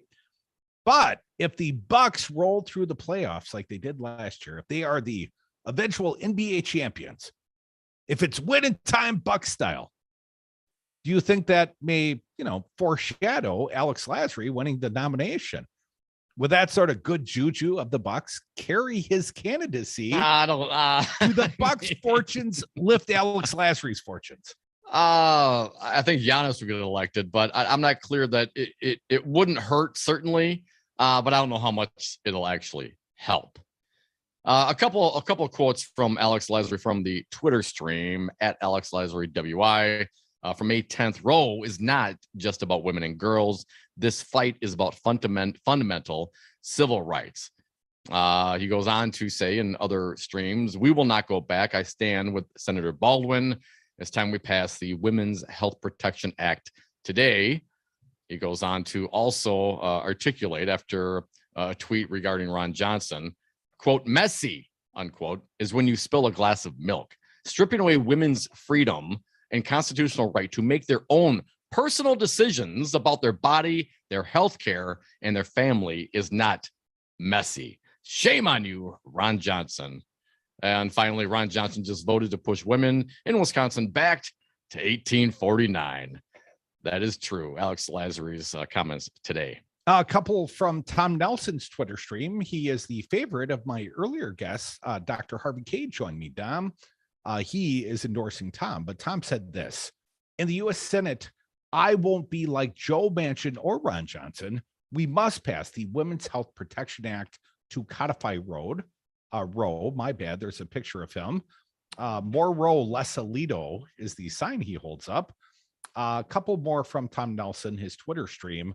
When I retire Ron Johnson from the Senate, I will ensure Mitch McConnell never becomes majority leader again. And here's one more from Tom. We currently have a 50-50 Senate.